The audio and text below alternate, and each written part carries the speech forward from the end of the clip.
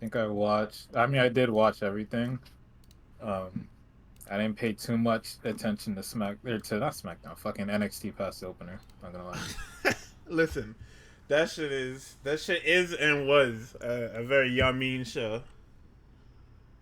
It was the only thing I really remember is fucking opener trios, fucking government mandated Ridge Holland minutes that I Government didn't know, mandated Ridge Holland match is like the most disgusting thing ever and then I literally don't even remember what else was on the fucking card. because there wasn't nothing else. No, I remember the ending, and then they fucking revealed the deep state or whatever that shit is That called. wasn't even the ending. That was in the back end of the show. No, they revealed it, and then the ending, which was fucking what's probably going to be the main event of Stand and Deliver, fucking No, no, no. Ova, Oh, yeah. No, I see what you're saying. Yeah, the Ova triple threat. versus fucking yeah, Trick and Javon. Yeah, I mean, listen, man. You know what it is. You know what type of time we're on. Me hoping and praying Trick wins so Ova can fucking get moved up. I mean, all three of them need to go up. You know that's not happening. I know, but I'm just saying all three of them are ready. Well, not all three. I mean, Trick is a little Trick a little off, but I mean, hey, he's iffy enough to where it's just yeah, sure. Don't. You're crazy for having this picture. You're nuts. You're nuts. They're pussy for not putting the other one in there. Is what it is. Oh my god. It was a big thing that happened this week. Come on. Yeah, totally, definitely, absolutely, bro. So it wasn't. 100%, 100%. So it wasn't one of the biggest things that happened this week. Our WrestleMania main event almost changed drastically, nigga. What are you talking about? that is crazy. What are you talking about? That was a big fucking thing that happened this week. I don't know why he. I mean, I guess I know why he thought he had it like that, but like. No, but he does have it like that. I don't know what happened in that situation. I think them niggas were flustered because, I mean. Cause this shit sucks. The build to this match sucks, man. No, cause fucking John took like 3 hours. Which, Well, I mean, isn't his fault. You kind of have to expect something like that because it's the nigga's first show of the year, technically. First show of the year, big shit happened. He's public enemy number 0. And in fucking Cody has to appear anyway. You add on another fucking 15 minutes to the shit because his intro is probably just as long, if not longer than Jey's. Fucking Undertaker entrance. You get in there, he woes the first time. Gets the steps, gotta slap the steps. Get on the fucking turnbuckle, gotta woe again. Like, who was surprised that shit went over? Not me. Yeah, nobody is. Nobody's. The only people who were surprised were the niggas in Gorilla being like, "Golly, this is going a bit long, huh?" Yeah, and you want to follow this shit up with some fucking Austin Theory dude. So I'm kind of glad that shit was a squash. You know what I'm saying? I know Theory fans are fucking. How many of them? People that were there for the build, I guess, because Austin Theory fans. How many of them? Way too many tweets about look what they're doing to Austin Theory. Like, what? Fuck is you talking about? Yeah, I mean, listen. So let me intro the show. Welcome to issue 8 of Real Graps. So apparently, last week's episode, my mic was like doing a thing. Hopefully, it doesn't do it this week. The only reason you see my icon lighting up the way it is because I've turned off all types of noise gate and whatever it is to hopefully remove the issue of my mic like cutting out and not producing audio on OBS. Hopefully I fixed it. If I didn't, I'll probably just have to buy a new mic or something. I'm not too sure. Maybe it'll sound even shittier, or maybe I'll just go back to the snowball or whatever it was. I don't know. But yeah, as always, I'm Gardy and I'm flanked by Tux, the only Ricochet stan in the world. Which is crazy. No, it's not. He's bald and fucking lame. So cinema, by the way, cinema. I can't wait to get to Dynamite, nigga. Oh my god. Oh my god, Tony Khan is finished. That nigga's gonna be homeless before Dynasty come around. I'm so serious. If I go to the show and Will Ospreay's not there, we're killing Tony Khan. Is that even possible? I think it is because I don't know what they would. I mean, they could just make some shit up for him. They will make some shit up. They will Fuck, find a he way to better put be that nigga there. on the show. The fuck? It will be the most lame duck opener ever, but they will find a way to put Osprey I don't on care. the show. As long as I get to go Osprey with the rest of Philadelphia, don't fucking matter. Listen, man. Listen, man. We'll get to that. So it's Where's been a fucking week Ed? of wrestling. As you know, WWE is touring Europe currently. Tomorrow's SmackDown will be live from, I think they said Bologna. Is that how you say that? Because I I've believe. always seen that not landmark, but that area of Italy, and I never knew how to say it, and that's what I heard them say, and I had to like triple check it Fuck. because I was like, damn, this looks crazy. But yeah, they'll be live from Italy, or that's like in the middle of the day, right? That's like a 3 p.m. thing, Like 4. Yeah. 4 p.m. Damn, I'll still be at work. That's crazy. But I mean, Yeah, I'm probably gonna be I'll be fucking at home because it's fucking 3 hours long, dude. They need to push this timetable up. I'm so sick and Yeah. fucking tired of this show being 3 hours long. It really doesn't need to be, but at the same time, tomorrow's fucking Roman Reigns, Seth Rollins, CM Punk segments, so those intros are also gonna take like fucking 15 minutes So collectively. what? You do it at the top of the hour, you got time. Hell, you open the show with it, you got time. Cause golly, Yeah. hey, you can do what you did with Raw. Golly, cause Raw was a one segment show. Shouldn't me? Yo, speaking of, why did they open last week's SmackDown like that, bro? Oh, I with the don't know fucking why Barcelona was looking for LA Knight first. okay, yeah. So Golly, that nigga say a whole lot of fucking let's nothing, get man. into it. To piss Tux off, Joe Tess makes note that the Dream Team won gold in Spain and hints at a title match. Yeah, I Oh, don't. with fucking with the profits, right? Because The damn sports references. Gotta get them in. I mean, at least with Barcelona, it makes sense because the little nigga was on. He was fucking in the crowd this time Yeah, doing his best Braun impression with his phone. that With was his phone, crazy. so I'm pretty I'll sure he give did you that shit that. subconsciously. That Every wasn't you even for know, memes. yeah, no, I'm for pretty sure sure. that nigga's like they said that nigga's what 17 and he's like one of the greatest players in the league Yeah, he's currently. 17. He's yeah, no, he One of them killed wonder some niggas. kids. No, he killed. I think it was England, and I forget what fucking tournament it was, but no, he like him himself killed the entirety of England. Told them niggas to shut the fuck up. It was crazy. So we get our opening shots. We get Cody, Gunther, Mello, Randy and his pretty ass wife, the Prophets, DIY, and fucking Paul Heyman. I don't know why Paul Heyman is coming in here. I don't know why either. I don't know why he was I mean, there. I guess he's an important part of the show. Not that one. I don't think. Anyway, they wanted me to turn the fucking TV set off because they started with the LA Knight, Uh, whatever this is. They recapped the main event and how he beat the fuck out of Shinsuke. And the first thing I typed was, what horrors will come from this LA Knight promo? And I was right. It was oh a yeah. whole Oh bunch yeah. of fucking nothing. Yo, all them niggas must have been jet lagged or something, man. Them niggas were Jet fucking lagged for on, what, bro. nigga? You been there since like Wednesday. I don't know. Them niggas were still tired because everybody fucked up the Boy, like you're on the only nigga that SmackDown. You're on SmackDown. You've been in that bitch since Monday.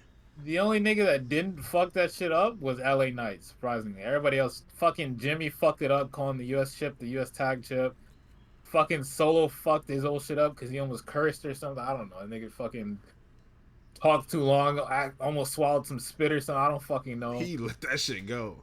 And then fucking Nick Aldis was. I mean, Nick Aldis was fine. And I forget how Braun Strowman gets there, but all them niggas get out there, and then Nick Aldis is just like, hey, you know what, guys? 6-man tag. Why not? Go ahead, go for it. So And then what it is fucking LA happened. Knight's cutting the promo. He gets interrupted by fucking Jimbo for whatever reason.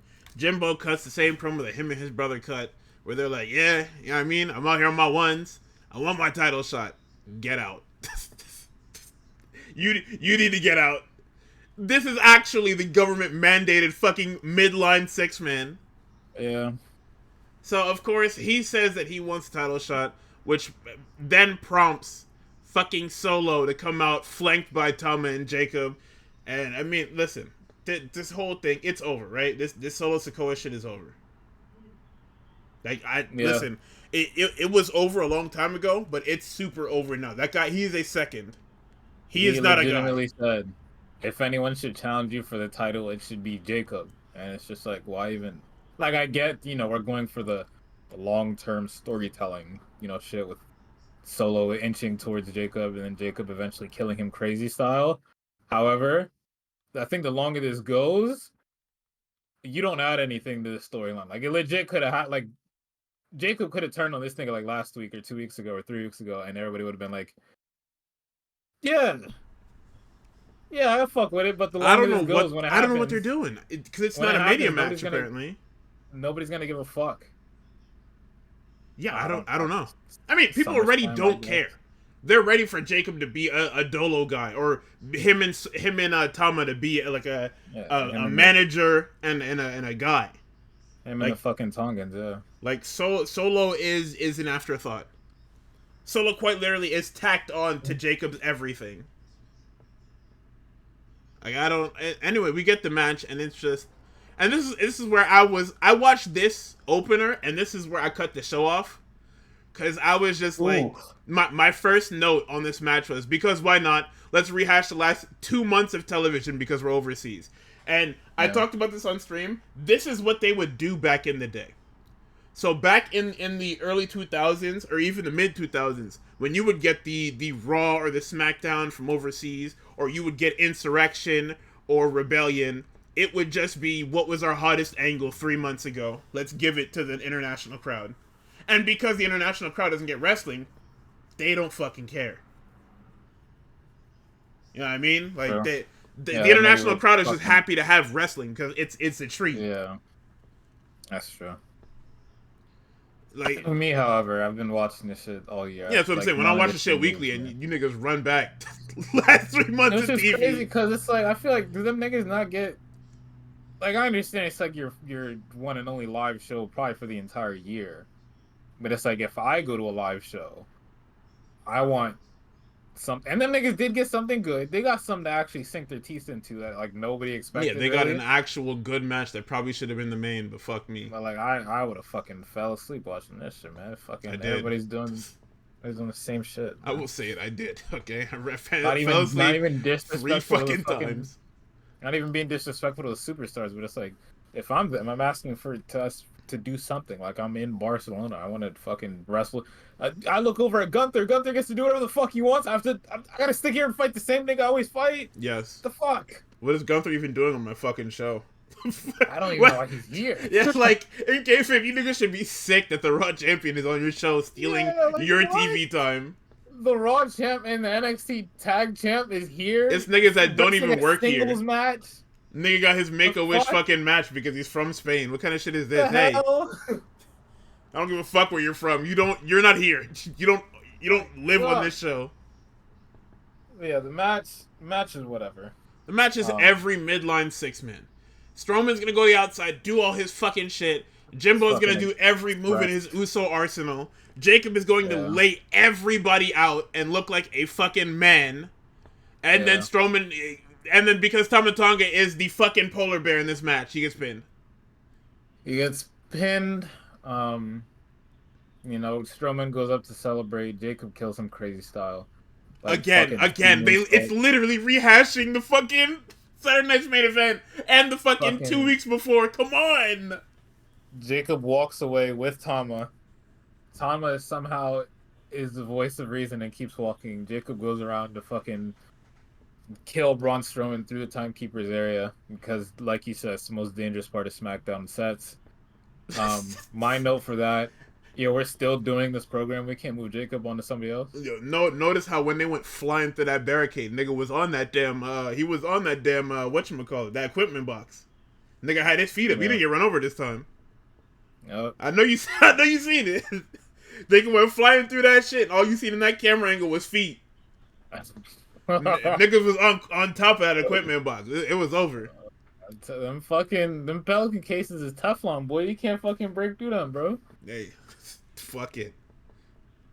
They're getting Braun Jacob again. Fucking somebody. We need to start bullying Triple H again, because clearly he didn't get it the first time. No, it's because Niggas wanted to they don't niggas care. Nobody's apologize. watching SmackDown, yo. Niggas apologize too early, man. That Like they know that nobody is watching SmackDown. That's the fucking problem. we got fucking Andrade, Jacob Fox here. Everyone's, oh, I'm sorry, Triple H. I'll never speak bad about you again, Hunter. And then we That's how got he fucking gets you. slop for the next 4 weeks. Like, what's going on? That's how he fucking gets you, man. Yo, we're gonna get to Liv because I've never talked shit about Liv. However, I still think she needs a public apology. Listen, man. What a fucking character. Okay, actually, we're about to get to Liv right now. Next Pretty fucking much. segment, Kathy Kelly talks to Jade Cargill. What Oh we my make of god, no, fuck that. Fuck that. Fuck brother. They do the it? Naomi Bianca Jade recap. I said, okay, I can skip past this. I see them in an empty arena. It's Kathy and Jade. I said, fuck no. I skipped that whole thing. Fuck Okay, that. I guess I That's got it. all yours. I'm not doing that. So, Kathy asks Jade how she's doing. Jade says physically she's okay and she's ready to go. Emotionally, she's hurt because fucking Naomi. She calls Naomi pathetic. Um, and the notion that Jade needed anyone to get where she's going and that she needs any handouts is ridiculous. Kathy asks, "How did you know that she was the attacker? And was there a reason that you didn't let Nick Aldis know?" And Jade says all she can recall is being hit and being thrown out of the car. Then, as everything grew dark, she saw Naomi run away. And my next note, so fuck Nick Aldis, basically. How Jade is it says it's hard fuck to. Nick Aldis? What if she She's don't so tell if she don't tell fam, he didn't even get the fucking videotape from her. He didn't even get the videotape from production. Some nigga just dropped off footage at his fucking Yo, desk. Kathy was like, yo, you don't want to let anybody know what's going on. Like, you don't want to warn Cause are you anybody. crazy? Niggas is out here teaming with a serial killer and you're at home malding? Kathy was like, you don't want to tell anybody. You don't want to let us know that Nigga, is there there's a a barrier snake in the. around the fucking SmackDown arena that stops digital messages from going through? Oh my god. Jason's hard to trust anyone after what Naomi did and seeing Bianca team with her as if nothing ever happened really affected her. And I was just like, okay. I was like, all right, all You right. guys fucking suck. Throw the show out. Really, we're doing the fucking teenage television show trope of just like, everybody makes mistakes type shit. Um, and my next note literally was, well, Jade, it's almost as if Bianca didn't fucking know and how she left her fucking IC title qualification match to go be by your side as you were loaded into a fucking ambulance. Um, so then Liv and Raquel walk through and Liv says, wow, look at chatty Kathy over here. Kathy says, yo, we're trying to do an interview. And Liv says, oh, really? Wow, Kathy, I don't care. Um, and then, Jade is just like, now's not the time. And then Liv is like, oh, well, now's not the time. Well, was it time when we were getting blamed up and down fucking SmackDown and Raw for what happened? For weeks because of you, by the way. Jade says, the two of them are even lucky to be holding the fucking tag titles, to Is which that fucking true? Liv does that. Liv does that funny ass laugh, like the fucking, what was it, fucking, the one little nigga from Simpsons, where he goes like, ha ha, that nigga. Oh, Liv fuck does you. that shit like 3 times. My That nigga shit kills Nelson. me. Um, Jade says, I want to see you next week, bro. And then Liv says, oh, you want to see me next week? All right, cool. I think I'm free. Don't get pushed on any cars between now and then. All right. And then she does that Deserved. fucking laugh again, and then calls her a loser idiot.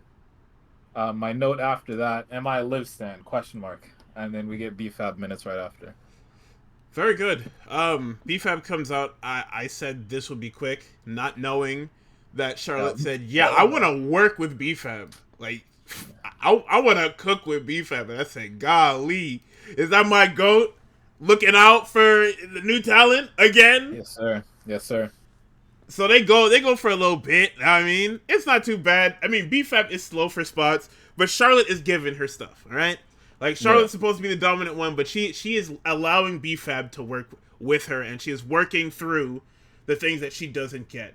So, I mean, match was good. There's really nothing to say because, like I said, it's not really like this is not going to be a must see TV match. BFAB is very green. Charlotte is patient. So the end comes with a figure eight into the fall. She refuses to release this thing, so Tiff comes flying to the fucking ring to whoop her fucking ass. And it's another pull-apart brawl. They're brawling to the back. Nobody can stop them because apparently security in this company is dog shit. Fucking worthless. Absolute fucking like I can understand not being able to stop a Jacob Fatu. Listen, y'all don't got waivers for that one. I'm not touching that. So, but Charlotte, come on, yo. Like you guys can be able to stop Charlotte and Tiff from brawling because this fucking goes through like 5 segments on this fucking show. That's my note too. Is we then get the longest brawl segment ever of all time. Like they go to commercial. We come back, we get the fucking Drew McIntyre promo, and he's sitting there. Oh my god, dude, I hate this whatchamacallit. I hate this goddamn genre of Drew McIntyre promo. I really fucking do, man. You're kind of right though, I can't lie. He comes out here and they just happen like the last couple of months has been the most accidental booking of some shit I've ever seen. Oh yeah. Well, he wins the championship. Priest cashes in. He tries to get his rematch. Punk costs him. Then he wins the Money in the Bank. He gets screwed by Punk again. And Damian Priest has always been there. He's the common denominator. Dude, that's literally just coincidence. That's literally just... because then he ends it off with saying that, like, you know, you fucked me at the Rumble, which is fair, and then you fucked me at the Chambers. So now it went from coincidence. Now you're being a piece of shit. Now it's coincidence. It's still coincidence. The chamber is not no fucking coincidence. Fam. I wanted to talk about some real shit, right? I was right about John Cena. I'm telling the people about John Cena. Then you want to come out and call me a fucking crybaby when I'm telling the truth. Because what happens 24 hours later. But the John Cena shit is his fault. Because you hit that nigga with the cleanest fucking cracked claymore ever. And instead of just pinning this nigga, you are fucking verbally dressing him down. You could have eliminated this nigga quick time. That's my swag. And then a nigga caught you not paying attention and said this is a free lick. Yeah, and you're mad at him? Yeah, because now I'm gonna fucking kill you. No, but the whole problem with this, or not the problem, but the whole crux of this Drew McIntyre shit is it's always his fault. Like you're okay, yeah, sure, you're right, buddy, but you go too far. That's your fucking problem. Yeah, and if that's what Damian ends up saying, fair. But Damian saying anything else, I'm not buying that shit, bro. Damian saying anything, I'm not buying. You shitting me? I'm not buying that. Man, this nigga get on my screen and I'm just like, yeah, I hear you. Hey, that was a pretty okay. You niggas had a pretty okay main event match, and by okay I mean wow, this was very nothing happening. Yeah. Golly, man. Okay. So Drew video package comes and goes. We then get the Miz minutes. He comes out. He enters the ring. He's about to start his program. Charlotte and Tiffy come out to keep fighting. To which I fucking skip that. I think fucking they have Tiffy do another moonsault. So even if she's not wrestling full matches, she's still taking crazy ass spots. She knows the game. She's playing it, and they refuse to stop her. And this might end fucking horrible, nigga. We will see. It was a swanton, I'm pretty sure. Oh, my fault. Swanton. Them niggas, I think they catch her, but she like completely misses Charlotte. She lands on some random security nigga. Yeah, I mean, that's what they're there Charlotte for. falls as well. So, the Miz finally gets to his shit. He says that Cody got fucked up by 2 great rappers, Travis Scott and John Cena. Sure, man. Miz says that unlike me, Cody will not beat John Cena in the main events of WrestleMania. Unfortunately, he's correct. And then Miz cuts it, or no, Cody comes out, does his little thing. Miz cuts it off, says he doesn't have time for sing along with Cody. Unfortunately, he's correct again. Cody immediately dropped down, uppercuts that nigga, and then Miz eats a fucking crossroads, and he's dead for the rest of the show. Brother, this nigga came out in this tracksuit, and Miz should have known it was cooked. Yeah. This nigga did not come out of no suit. You should have known. You should have said nothing. That nigga's ready for something, man. Golly. Let's see. Cody grabs a mic, says he only wants to hear from John, and then leaves. And then we get Nick Aldis minutes. Fucking worst segment on this fucking show.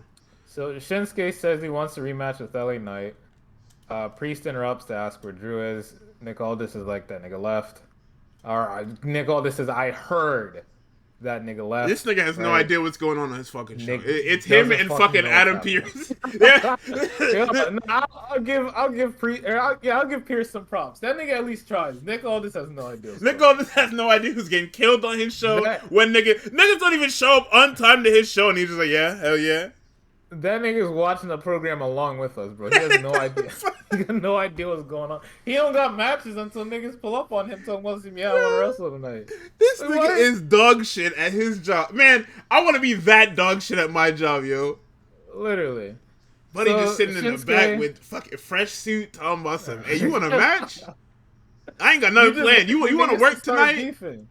Fucking Ricky Saints talking about some niggas are aggressive in NXT. Bro, Nick Aldis has not had a full card for SmackDown since like early 2024, bro. What the fuck? That shit is just straight hands.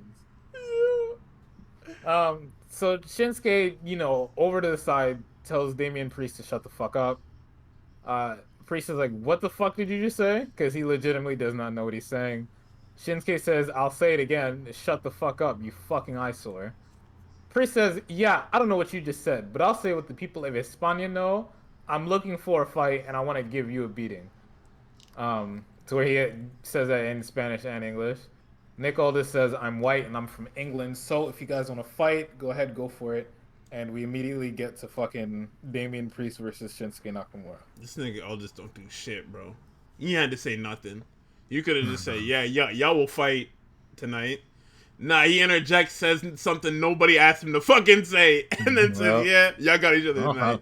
I don't know what either of you guys have said. Like, nigga, So, the only person that you have no idea who said anything was Shinsuke. Damon it fucking told you what he said. So I don't know why these niggas decide to air these cinematic vignettes. We know who the fuck is. You should have just put in fucking Times New Roman bold 25 font. Ray Phoenix is coming to SmackDown, nigga. Yeah. Honestly, we just had him show up. No, they couldn't do that. They gotta announce it. They wanna did pop that with ratings. Ricky. No, that's different. That's different because of how it, like, that nigga's contract expired like the day before the fucking show. That's tampering, right? No, You sure? I'm serious. I No. think you got there a little too quick. That's all I'm saying. Well, You got I there a mean, little too fast. No, well, it's not tampering because that nigga's contract was like pseudo frozen. He was working everywhere but AEW, nigga. Fucking brother, they completely iced this nigga out of the company. He was just sitting at home for months. He wasn't even on TV. Like, this shit is crazy. He was off doing side quests and nobody cared. So if he did have a contact with WWE and they were talking about stuff, it can't even be contract tampering because is he even under contract at this point? I mean, technically, legally. Them niggas didn't care. I mean, yeah, Listen, man. Tony Khan going forward. If a nigga don't want to be there and you don't want to use him, don't pay that nigga. Let that nigga go. Literally. Don't sit there and let that nigga collect checks on your shit. Let that nigga go, man. Mutually agree to part ways and let that nigga go. Because it's too many of these niggas on your roster that you have that you don't want to use, and they don't like whatever the fuck you trying to give them, and you sit here trying to deciding to come back in 3 months or whatever to compromise with them or whatever the fuck you got going on. Stop it. Let them niggas leave, man. That's fair. I mean, we're gonna beat Tony Khan in total, so I mean, we can throw that in there as list of reason. Listen, anyway. Be bullet point number 3 or 4. This fucking Shinsuke and Damian Priest match is just here. It's a TV match. Drew apparates at ringside. The camera just pans over and then nigga is just there. As he's known to do. Shinsuke attempts a Kinshasa, gets caught in the South of Heaven, and instead of just allowing Shinsuke to be pinned because you don't care about Shinsuke in the fucking slightest, Drew flies into the ring and just gets him DQ'd. Why? So 2 things, right? So the Spain crowd, they still tried to sing Shinsuke's old theme. So go fuck yourself, Triple H. Second, why can't Shinsuke just pin that nigga? Why can't Shinsuke lose is my question.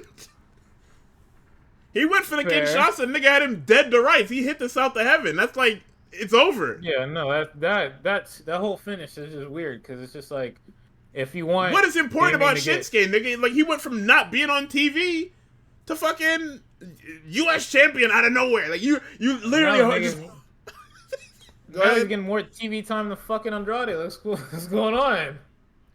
What? Like, the nigga y'all don't want is on TV. He was given a title.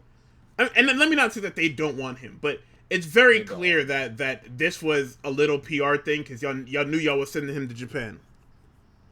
Also, briefly, they called Omos back from Noah, and he still is. They called him back. I'm telling you, niggas realized that they were paying Omos to be on excursion, and then Nick Khan said, "Hey, no." There's no other reason that you call Omos back.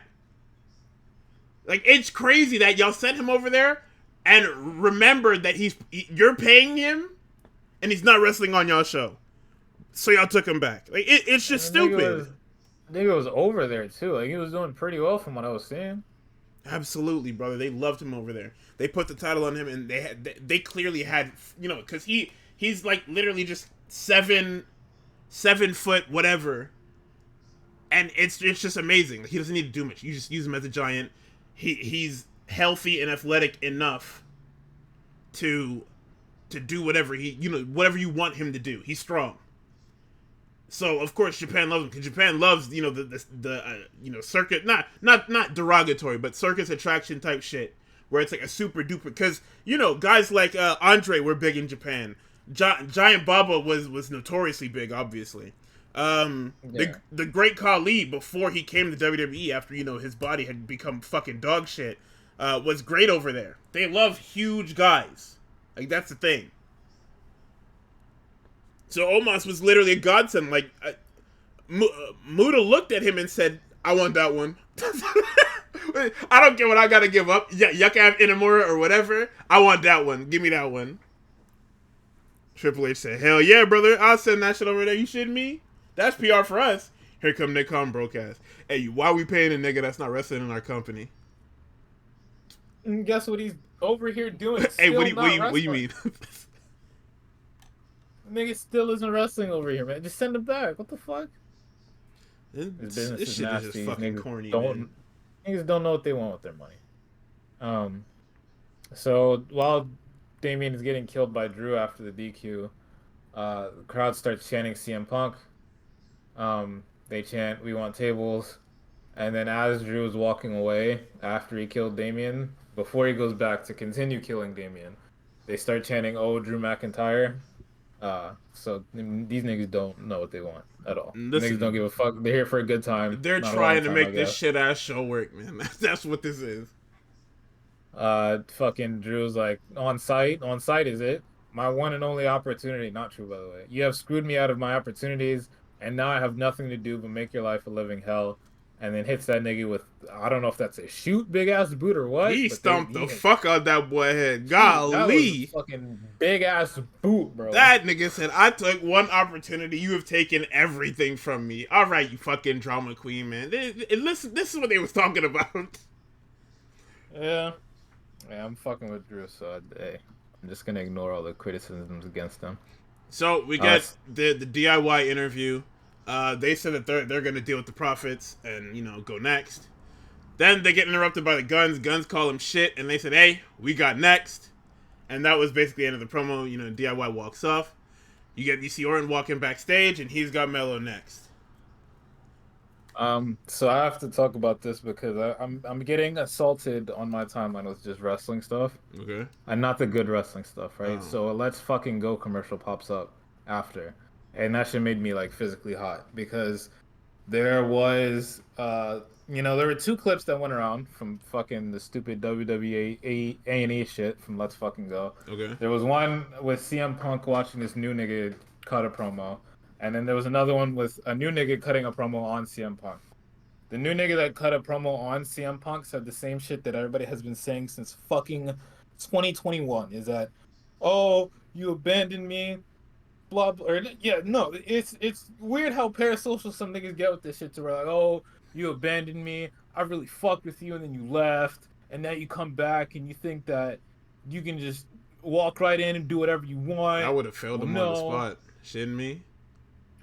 Niggas were like, "Oh, CM Punk is so locked into this guy's fucking promo." And it's like, yeah, the talking ability is there, but then I actually listen to what you're saying, and I'm just like, shut the fuck up, man. Everybody's got this promo. It's not hard. I'm telling It's you, not hard to man. say that. And that nigga was just like, yeah, I wanted to go to school and say that my guy did it.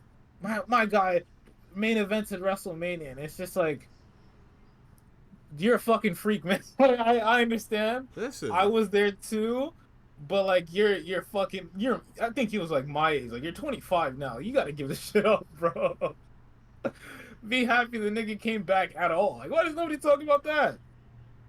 You know, a nigga that thought he fell out of love with the game fell in love with the game again and put on some fucking bangers in a different company. I know you can't mention the other company part, but like put on some bangers there, put on some bangers back in the WWE, and is like, one of the best parts of. Why is nobody bringing that up?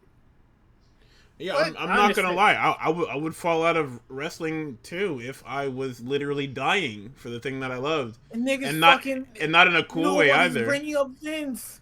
I understand you can't because he's part of an active lawsuit with the company, and if you say his name, they're gonna pull you off of TV. Well, except for Punk, that nigga damn near fucking. He all but called him by name. Well, like the promo doesn't work. It doesn't work. It's not working. The only It people doesn't that work unless you actually knew that nigga. yeah, and And even then it's just like if you knew him, you would understand why he left, and you probably would like when he left, you probably would have been like, Shh, listen, bro. I hear you. Hey, I'm about to come with you. hey, brother, I hear you. Okay. Nigga, Cody left, started up. It's something that was so good. It was at one point going neck and Undeniable. neck with the WWE. They had them niggas dead. Not even dead to rights, but they had them niggas on the ropes. Boy, they was popping off near a million every week, with high 18 to 49 numbers. They was eating NXT's lunch, boy. Yeah, so it's NXT like was trying their hardest. They was putting on Adam Cole master classes, getting fucking 600,000 viewers. AEW popping off an 800,000, 900,000 show. yeah, so it's like if you want to cut that promo, literally the only reason why that nigga's still not over there is because Vince McMahon happened to leave. Everybody, now that Vince is gone, everybody's just like, yo, this Fed place, it's not that bad. Now, don't get me wrong, it's still kind of that bad because Triple H is a bit of a terrorist himself, but it, give it up, Not right? So the second thing that circulated from this Let's Fucking Go show is this one nigga that got hurt or something, and then he comes. They're doing cut a promo day in front of CM Punk. CM Punk is a fucking special guest, right? So he comes in, he cuts a promo on fucking Team Bubba, who at this point is like, I haven't seen a good thing about Bubba Ray Dudley in months. I haven't seen not okay. one Well, good thing here's the about him in thing, months. right? That's normal. Niggas bad people, dog. Niggas not good Listen, people. nobody's trying to convince me otherwise. So this nigga comes in, he sits down. Everybody does the crisscross applesauce thing now because everybody's Punk's son. All right, I mean, if you're gonna learn from it, you you might as know, well just do the thing, right? I all guess. right. So he goes in, he calls everybody dog shit, and then one nigga he lights up for no reason and says, "Bro, you suck. You're Roxanne's boyfriend. You're never gonna be anything other than Roxanne's boyfriend. You have nothing. Just wait till I get off IR. I'm gonna cook all you niggas. You niggas fucking suck." And then he left. And then Bubba Ray Dudley was like, "Man, I fucking hated everything about that promo, but it was a damn good promo, wasn't it?" And I'm just like, turn this fucking show off. Turn it off. Listen, man. Turn it You off. need to listen to fucking Bubba Ray promo. This nigga don't be talking about nothing. Shit This nigga out of don't be here, talking about man. nothing, yo.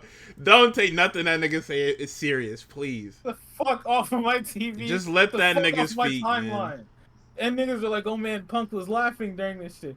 Nigga, Punk probably got fucking second hand during that shit, Yeah, bro. he got crazy secondhand. That's the thing.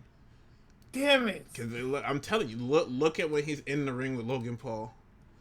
This is a nigga that's sick to his fucking stomach, yo. Jesus.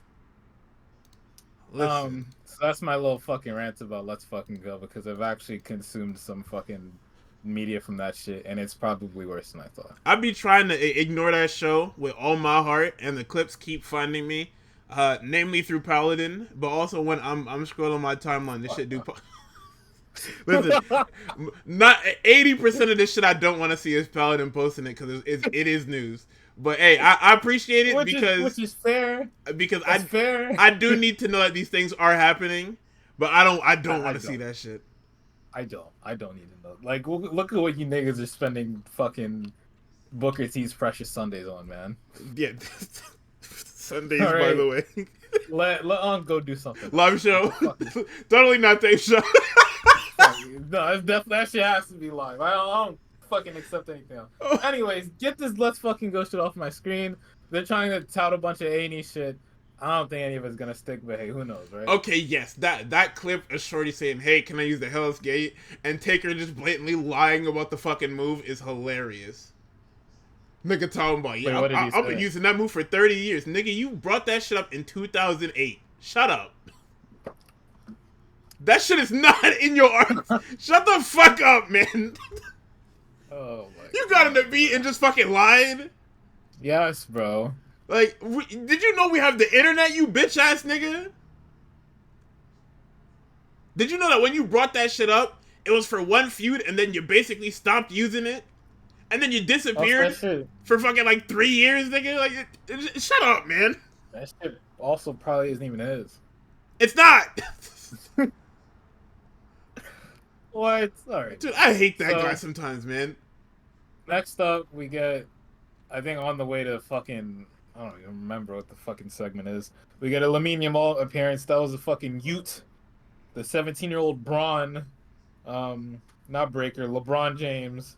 We were talking about the brother moves weight, crazy weight, moves jerseys and everything. Sorry, kits and everything. Yeah. That apparently speed scouted or some shit like that. He's in the audience. They show him. We get a secret Hervis segment. Interview with who? Interview with who? Is it Kathy Kelly? Yes, with who? Oh, with Chelsea Green. And who else? Piper Niven and Alba Fire. No, say it right. What did I fuck? I don't. You said it right the first time. Say it again. Piper Niven? No, that's not what you. Before. There you go. Say it again. Okay. What the fuck? This is the best part of the show. This is my highlight every week. It's Chelsea Green getting her shit fucked up. Zelina Vega pulls up to talk some shit, and she gets fucking blocked by Piper Niven and Alba Fire. And I'm assuming Zelina Vega is gonna fight Piper Niven next week. Yep, that's exactly what we're doing. Piper Niven has a little microaggression by calling Zelina habanero. Yeah, I don't know why she did that, but hey, listen. Like how Tony Stark be calling Luna Snow K-pop. Not sure. That's crazy. That's. Nobody's learned their lesson. We just got Carlito some edited footage off that, like not even 2 months ago, right? They deleted that nigga's whole fucking. You know when you delete lines from the code and niggas just they say nothing. Yeah, that's what they did to this nigga. They deleted all his fucking dialogue. Shit was nuts. Nigga Carlito ain't said nothing but like 10 words. So yeah, this is probably Piper Niven versus Zelina Vega tomorrow, and then we go right into Randy versus Carmelo Hayes. I don't know why they make the super duper open nigga like do his intro first. I don't know why you don't have like Carmelo go first and then Randy ends it so that the crowd goes in hot into the match. But I don't book the show, so I guess there's something I don't know. Listen, there's some shit going on, right? I'm losing hope. I'm not gonna lie, guys. they got some fucking shit going on. So this is Randy's first singles match since the NXT Javon Evans match. We get a backdrop onto the table into commercial. He attempts a cutter and then gets power slammed for his troubles. And then we get it's a good match, right? He tries to go for nothing but net. I thought he would go for that and then get his fucking head blown off. No, Randy just got out the way. Then we get, first 48, and then he just hits his shit, and that's it. Like, Yeah. I'm not doing I it mean, justice, but I mean it's a TV match, you know, like yeah, it's clearly a calm little tune up. yeah, it's clearly just a match that is just there. Randy needs matches, and Mello has been all over the. Oh, by the way, you notice how he wasn't with no Miz today. You notice how, Yeah, because Miz already got killed. but that's what I'm saying. Like we did the Miz thing, and we're moving past it. Okay, we're okay. All right. I think I'd rather the Miz thing because at least that has a fucking direction to it. Now it's like, because here's the thing, right? Mello opens the match. You know, he bigs up Randy, puts his hand out for a handshake, does the fucking too slow and like slicks his hair back, and um, it's pretty funny. Some people laugh. Randy laughs Randy at decides he's gonna kill him from that point. a little giggle from Randy. He After the decides he's gonna match, murder him. After the match, Randy puts his hand out. Carmelo fucking mugs like he mugs that nigga in his face, and then Randy just fucking kills him. And then he's about to punt He's kick about him, to bro. blow his head When smooth he off. when he pulled his fucking knee pad down, bro, I fucking closed my eyes at the goddamn picture of that dog that's going around. I closed my eyes. I was like, there's no way, right? Holy Like shit! this isn't happening to me. I was like, why?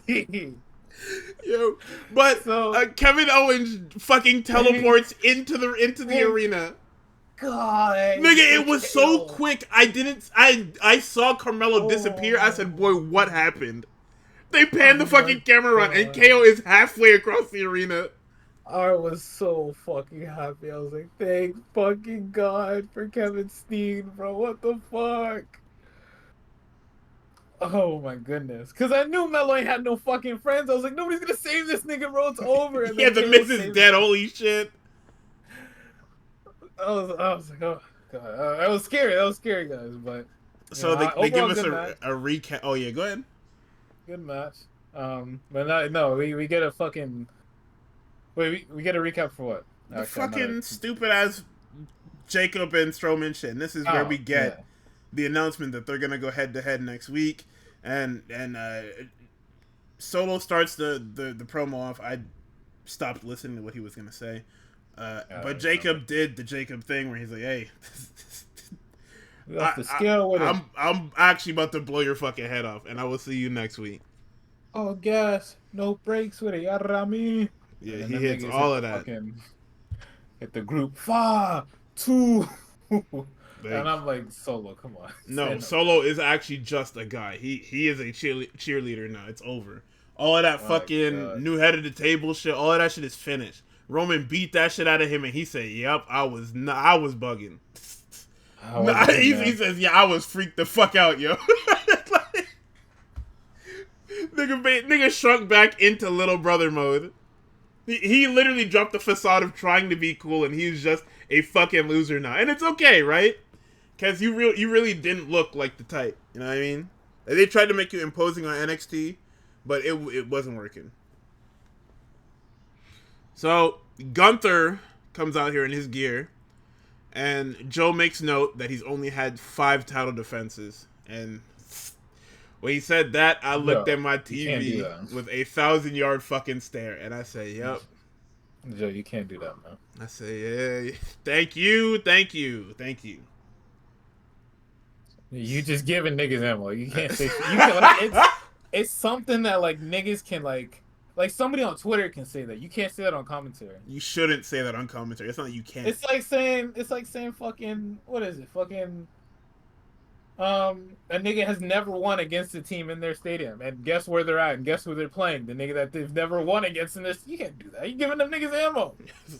Giving them niggas ammo. Listen, and then we get the Aleister Black vignette next. It's a giant 4. So if my math was correct, that would be the April 11th SmackDown. I'm assuming it's 4 weeks. So I assume that tomorrow we'll get a vignette with a 3 on it. At least I hope so. I hope we just do these really shitty smoky promos or vignettes with numbers in them. No fucking knows. I don't know why he's going to SmackDown. So my little idea of him being the Judgment Day guy is dead. Hey, we'll get to that too, cause fuck, them niggas are the type of way, bro. Yeah, I know his wife is there, but he's sorely needed in the Judgment Day. They need fucking direction. Because they're going to kill Finn Balor and be even more fucking dog shit. So, Gunther references a kid, and he says, yeah, I heard there's a kid, and in the entire arena fucking pops. Oh my god! And then he calls out Axiom, and it's like, wow. Hey, at least somebody did it, right? At least somebody remembers that this guy didn't always fucking have a mask. They put a mask on him for no fucking reason.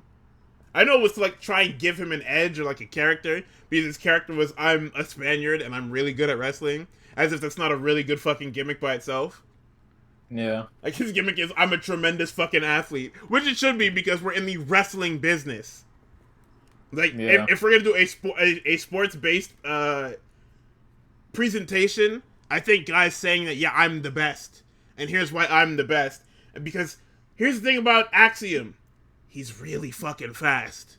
He's really fast, he's really nimble, he gets around very well, and everything he does it with finesse. So we get the hot start. These niggas are fucking grappling, and Gunther is like, yo, get me the fuck away from this fucking guy. And then we get the very, very patented, I'm fighting a luchador, so I am a heel, so give me that mask, brother. Yeah. That is kind of crazy. Nigga went for that shit. He tried to unmask that guy. He gets a dragon screen or a missile drop kick. I take issue with this match because regardless of it being a good match, and I don't care what you niggas say about where Gunther is on the card, it does not look good. It does not look good that Gunther is going 60-40 with Axiom. Maybe it was like 70-30 if anything, but it doesn't look good that Gunther isn't literally the fucking... He's not an Uber character anymore. Like, that, not even the mystique, but the luster of Gunther's character has absolutely faded. And it started with this fucking Damian Priest shit. If you go all the way back to this Damian Priest feud, Gunther has been in hell. Like, in storyline, Gunther has been in hell. I think that being, like, his them blowing the load on that, like, being his, unsure point, like, his shaky confidence era, was incorrect. Because, like, I think him losing the title, if it ever calls for it, him losing the title is, like, when you're probably supposed to pull the trigger on some shit like that. Yeah. But them doing that for a fucking title that doesn't mean anything, against the nigga that was getting his ass beat by Gunther and only won because he pulled out some shit from, like, the 80s, I'm pretty sure. Like, he pulled out some really fucking old shit to win. I don't know what the thought process was behind that. I understand you don't want Damian to just walk. I mean, I don't really care, but I understand you don't want Damian to just walk in a program where he's gonna get killed because you're trying to build the guy because now he's out of the Judgment Day. He needs some shit else to do, but then he loses anyway to some fucking interference because of the Judgment Day. Yeah. So it all around is just baffling. Because you gotta remember, the Gunther shit literally wrote itself. He's big, he's strong. You booked him very strong. He killed everybody he came across. Nigga was champion for 666 days on the dot. That alone is some freak show shit. You bring that number up and people will look at you crazy. Because what kind of fucking nonsense is that, brother? So coming off of that, he's quite literally the greatest intercontinental champion of all time. Bar none, that's it. That honky tonk man shit is finished. We're done. We never have to speak about the fucking honky tonk man ever again. Who the fuck is that? Jerry Lawler fucking cousin or whatever that hates him. Oh, whatever. He's the nigga that he basically just had an Elvis gimmick. He was like one of the first guys that used the guitar. Oh yeah. I feel it. Nigga in like Baby Blues. Yeah. He's a funny and guy. He fucking Super he killed racist, Beetlejuice on one of them shows, right? You said what? He killed Beetlejuice, like he fucking hit him. No, that was Jeff Jarrett. Okay, never mind. You're thinking of Jeff Jarrett, who also used the guitar, but yeah. But point is, Gunther is supposed to be at a fucking point. Yeah, he does hate Jeff Jarrett a lot, yes. But Yeah, the point is Gunther is supposed to be at a point where he is at the top of the world, and this Jey Uso thing is supposed to ruin everything. But his everything has already been ruined. It's been ruined by Damian Priest. It's been ruined by Jey Uso beforehand. Um, like these tune-up matches don't really look good. The only one that has looked pretty good so far is the Tozawa one, because they're taking a character that literally had nothing going on. Yeah. Like Tozawa, you guys have made him literally an NPC. Like that's the whole thing, is that he's an NPC guy. So you can get something out of him doing something. Axiom is an established character. Axiom is established as the top tag team as in NXT. Company. Well, listen, NXT is little brothered by every other roster, so for no reason. Like, which is nuts, because like the only niggas I can see even going like half with them is Street Profits and maybe Machine Guns, but like Yeah, the everybody Guns, else, DIY. I mean, well, that SmackDown tag division is crazy. So yeah. you bring Fraxium up, and it's actually they're gonna have a hard time. They're gonna have a hard time, but at the same time, everybody's gonna have a hard time with them. So I got them two overall. Got them in 7. I got them in. I do have them in 7. If Got they them in 7 against the entire SmackDown roster. Yes, Yeah, I get. yes, I hear you. absolutely. Go ahead. Yeah, I think. I mean, it's a fun match. I think this Jey Uso build with Gunther Dog shit. sucks. It's really bad, and it's I don't. shits. It's something that like I think people can contextualize. Because a lot of people are confused about why people all of a sudden hate Jey Uso. It's not that people hate Jey Uso. I think it is. I tweeted it out literally the night that he won the Rumble. Gunther fans, enjoy the rest of this fucking reign because it's over in April. People are losing out on a really good World Heavyweight Championship for somebody that can't have this quality of match against anybody, really. Not to say that like Jey Uso is bad, but it's just like compared to the matches that Gunther has put on and can put on with these people, a match with Tozawa, fucking match we just saw with Axiom, who hasn't even been called up yet. We're gonna act like that Otis match didn't happen, but that's not because of Gunther, it's because of fucking Otis.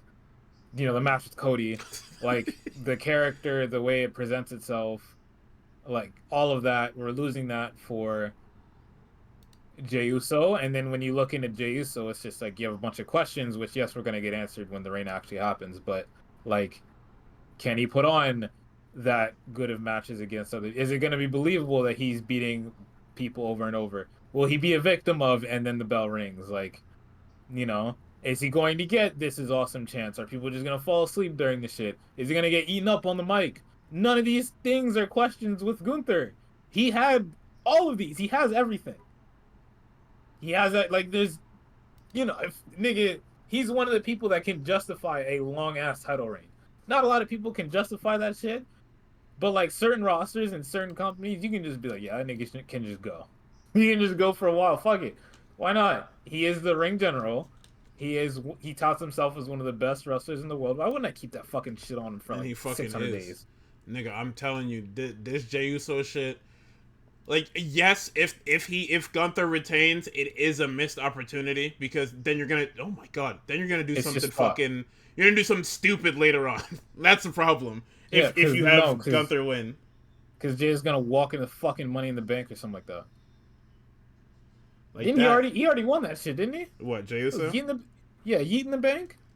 No, that was the tagline he did going into the match. That was the one that Drew won, I'm pretty sure. Okay. Well, no, yeah, if he doesn't win, then they're just gonna do that, and I'm just gonna fucking... Yeah, and then your fucking Carmelo Hayes shit goes up in smoke. My Hayes program is dead. I'm fucked. Oh my god. So yeah, no, that's the first of 2 Jey Uso segments on this show. But I think people are being really obtuse when it comes to this. Wrestling isn't hard. It's not hard. Other promotions, it might be kind of hard. Fucking, if you... I don't want to say it because I'm going to get got and then I'm going to look really stupid on here. But a lot of these angles on like WWE shows, if you get completely got by it, it's fucking chess with a dog, man. Like it's not hard to understand. You look at Jey Uso win the title, you know Gunther's fucked, and now you know why niggas are upset because Gunther's fucked and niggas like Gunther. Listen, man, Niggas I've liked said it Regal, up and niggas down. love Gunther. Come on. I've said it up and down about this fucking Jey Uso thing. The problem isn't Jey Uso winning, or niggas don't have a problem with Jey Uso winning the Rumble. They have a problem with Jey Uso winning the Rumble in 2025. Yeah. Because if this run had happened 10 years ago, at least, niggas would have. It would have been the best thing on the fucking card by a country mile. Literally. Shit me? If this Yeet shit had happened when Yeet was actually like an actual thing, brother, Jey Uso would be on the Mount Rushmore of that fucking late 2010s WWE roster. Yeah, It's because I can look down the roster sheet in every facet on Raw, SmackDown, NXT, and see niggas that should be in that spot. Yes, he is over. I cannot take that away from him. However, like the problem that people have is nobody wants to see him right now. Gunther is interesting right now. Punk was an interesting Rumble winner. John was an interesting Rumble winner. Roman, Seth, like the top guys. We have good top guys, and then we also have good guys in the middle. We have Penta. We have Breaker. Finn Balor is still a guy.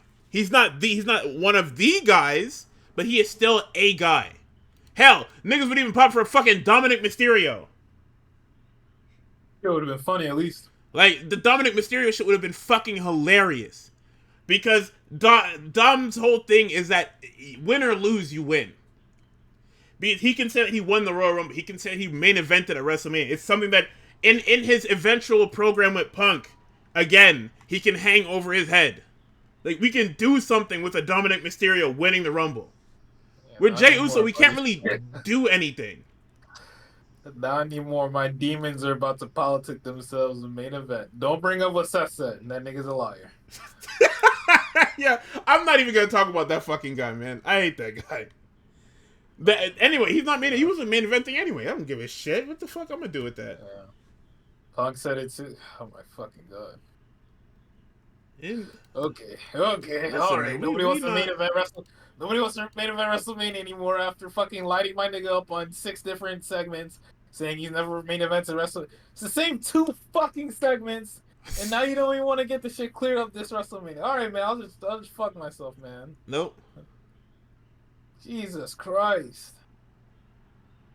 All right, enough about fucking Jey stuff. I mean, yeah. What are you gonna do? Like that's just where we're at, and we Paul Heyman comes detoured out super hard. Yeah. Fuck that guy. Paul Heyman comes out to do a promo that literally nobody wanted. Oh wait, hold on. We missed the end of the Gunther match because we fucking veered off into fucking Jey Uso politicking again. So they're doing the 70-30 thing. He gets Axiom gets the top rope Frankensteiner. He hits the golden ratio for 2, and then they do the New Japan finish. Gunther hits this poor motherfucker with 2 of the dirtiest power bombs I've ever seen. And the stiffest lariat, and puts him down. Yep. Golly, but go ahead. So Paul Heyman comes out to cut a promo that the Spain audience did not want. It's Roman Reigns Day. Go buy our video game. Please go buy our video game. Do not look at any of the fucked up textures that we did. Yes, we used AI. Grow up. And then says Roman Reigns will be somewhere else next week. And then the crowd is like, "Fuck you," because why? What they're like, they boo him because it's like, why the fuck did you do that? This could have been an email. And then he says some shit like, "Oh, you can just fly right over," and it's just like, are you fucking stupid, man? Like, what are you talking about? No, he's right. Get on that fucking airline and get your $60 plane ticket to go to fucking Italy, nigga. Man, is that shit not a train ride? I don't know why you said plane either. Like, them niggas don't have way better fucking transit than we do. Oh, did he mention Mussolini? I missed that part. Golly! He did mention Mussolini. Yeah, no, I forget what he said, but he said some crazy shit. Fucking Unc was on one, bro. I don't know what the fuck was going on. Listen, Paul Heyman is Niggas said it on the Wrestle Purist shit. This nigga is making so much money that it don't matter anymore. Yeah, he doesn't fucking He's care. just saying whatever. Um, so yeah, Paul Heyman's out here because by God we have to hit 3 hours. And he does his job of saying, "Hey, Roman's gonna be somewhere next week." Because I don't know if Paul doesn't show up next week. I don't know why he was there this week because you're part of the storyline, so you should be there next week. But if you're here this week just to I don't know. I don't care either. Anyways, Street Profits versus a lot of the shit that these niggas do on this show doesn't make sense to me anymore. Roman Empire got mad that people did not like this promo. You're fucking shilling them a video game that niggas don't like, and you're saying that a guy that the crowd does like is gonna be somewhere else. Yeah, he's not gonna be here tonight. So fuck you for spending 600 euros to fucking be here. I'm glad Spain of all people have fucking backbones to boost some stupid shit, like niggas flexing shit about the company. Fucking Los Angeles wants to sit there and cheer Rocky when he's like, "Yeah, we had the highest gate ever for this fucking Netflix premiere shit." And he's like, "Money in it." It's like, I guess where that money is not going. I'm part of yours, history. Hey, you are yours. Who gives a fuck? What? So now I'm seeing a bunch of tweets of fucking Triple H. Yeah, we're having a TKO weekend. You know, Raw. We're gonna fucking UFC. Who gives a fuck? I don't care, man. Brother, he has to. They're part of a conglomerate now. It's not like it was before. You can have lunch with John Cena for $25,000. Who gives a fuck, man? That is crazy. Nigga said a Triple H meet and greet for $8,500. There is nothing for me to say to this bald ass nigga that is worth $8,500. I'll pay that. I'll slap you on your fucking bald ass head, nigga. Fuck is you talking about? Sit down. We won't even get water from the waiter. First thing I'm gonna say, you need to book Carmelo Hayes better, buddy. That's it. Waiter, check. Well, I'll pull up the roster and be like, you can take this person here. Andrade should be in a program. You gotta pull up with the Surface and fucking start drawing on the pictures. Yeah, I'm gonna have a screenshot of it. I'm not even gonna pull up the website. I'm gonna draw diagrams. I'm gonna be like, yo, you can't. Same shit Nick Aldis was doing. Yo, you can have him in a program with him. You ever thought about that? Why is this nigga in catering? Yo, I'm not gonna lie, I fuck with the War Raiders. They got the titles up off the Judgment Day. But like, you gotta, you're waiting for the Lucha Bros? Alright, my fault. They're not even waiting. Them niggas are on 2 different shows. It's over. What? Yes, the nigga is on SmackDown, Penn is on Raw. These fucking Ray Phoenix shits are airing on SmackDown for a reason, brother. Yo, alright, so then I'm gonna draw lines between the two of them and be like, why are they on 2 different shows? I'm gonna be like, yeah, you need to move Axiom up. Matter of fact, it's WrestleMania weekend. Is Axiom here? You might have to get them in a little match with somebody. I don't know, but you know, send them niggas to Raw. SmackDown's good on that front. You know what I'm saying? I'm gonna sit there and explain his bald ass why these fucking shows are not hit like they are, and why Sean is cooking him on a weekly basis. Okay, listen. So, to go back to the show, they are pushing that nothing matters on SmackDown except for these fucking tag titles, okay? Because these niggas are in damn near every goddamn segment on the fucking show. So, because the big thing is, everybody wants these fucking tag titles. Cody be damned. Nobody gives a shit about Cody no more. Cody is now shackled to John Cena, therefore he does not exist on this show. And they realize that, nigga, they realized that before John won the damn chamber. Nigga, they realized that shit when he stopped feuding with fucking Solo.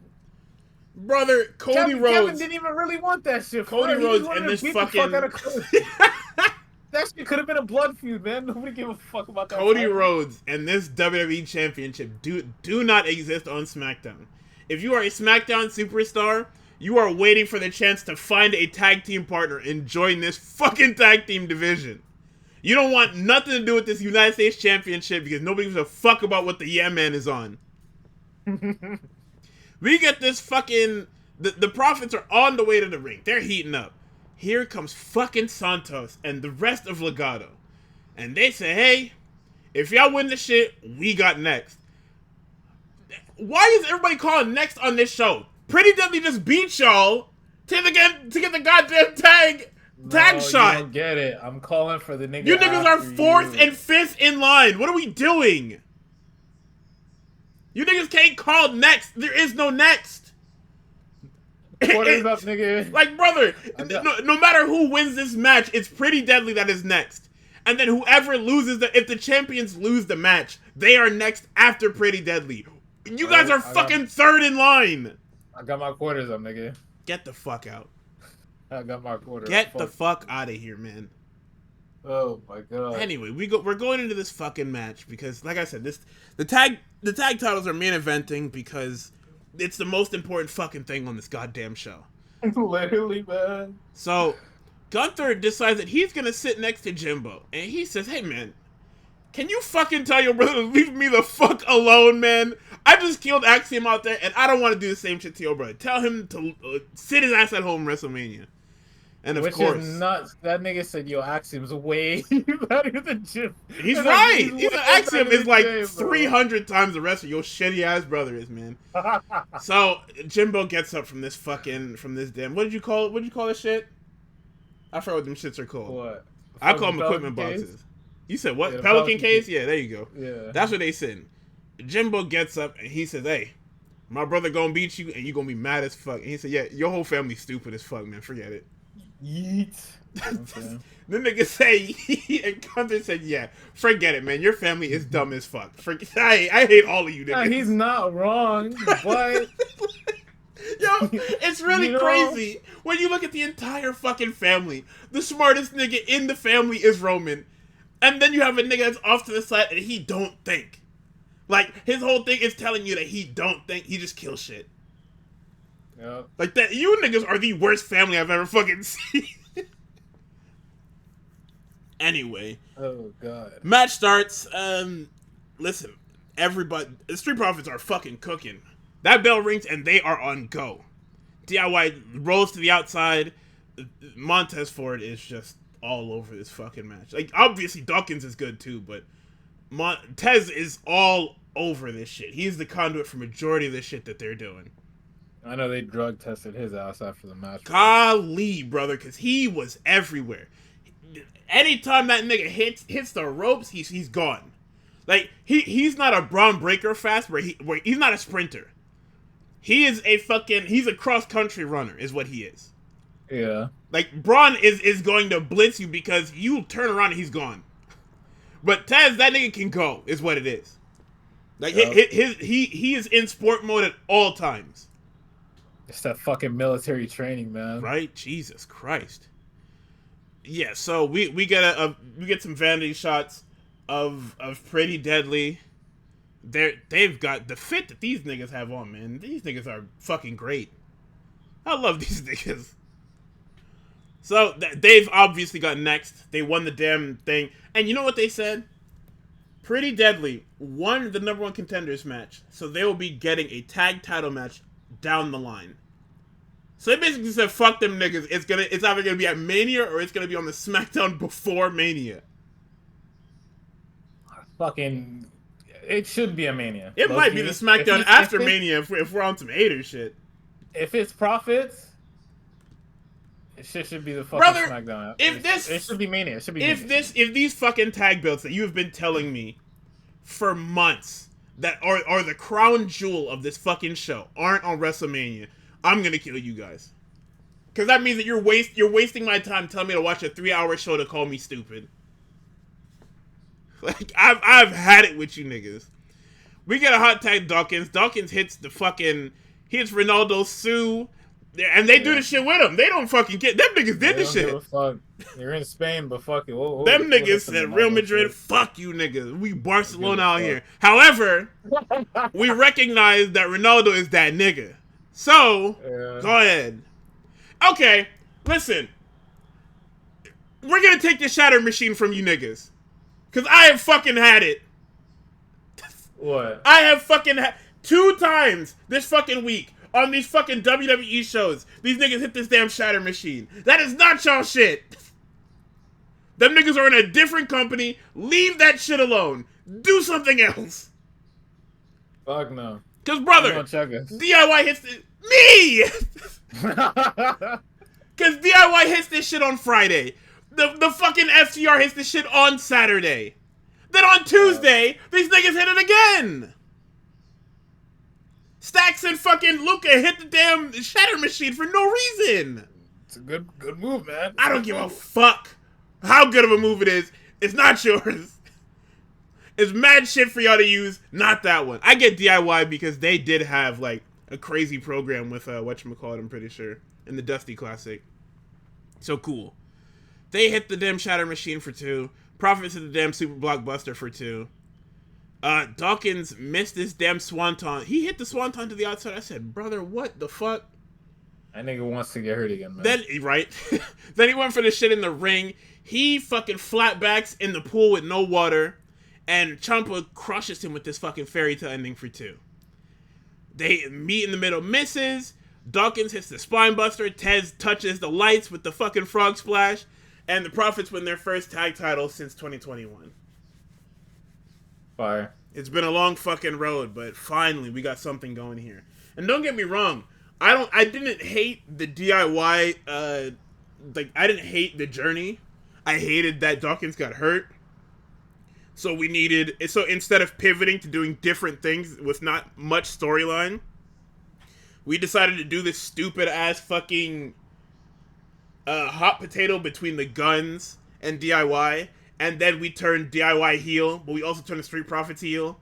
So the heels beat the heels for the belt to go feud with some faces, which is fucking weird. Which is funny because them niggas also went, like, after the Profits won, the niggas went and celebrated with the crowd. So yeah, now so them niggas aren't evil. Them niggas are fucking faces, man. Them niggas are a means to an end. So I've been fucking schmeckledorfed by this evil. Oh, well, they have a mean streak. No, they don't have a mean streak. They ruined mad shit. We got a reaction video out of fucking Tez, man. That's all that matters, bro. Them niggas was cutting mad evil promos. No, evil ass promos. Like, no, don't get me wrong. I like when there is nuance to characters, but these niggas was straight up evil. When you as a babyface start cutting black and white fucking promos, nah, I'm gonna take that face card, bro.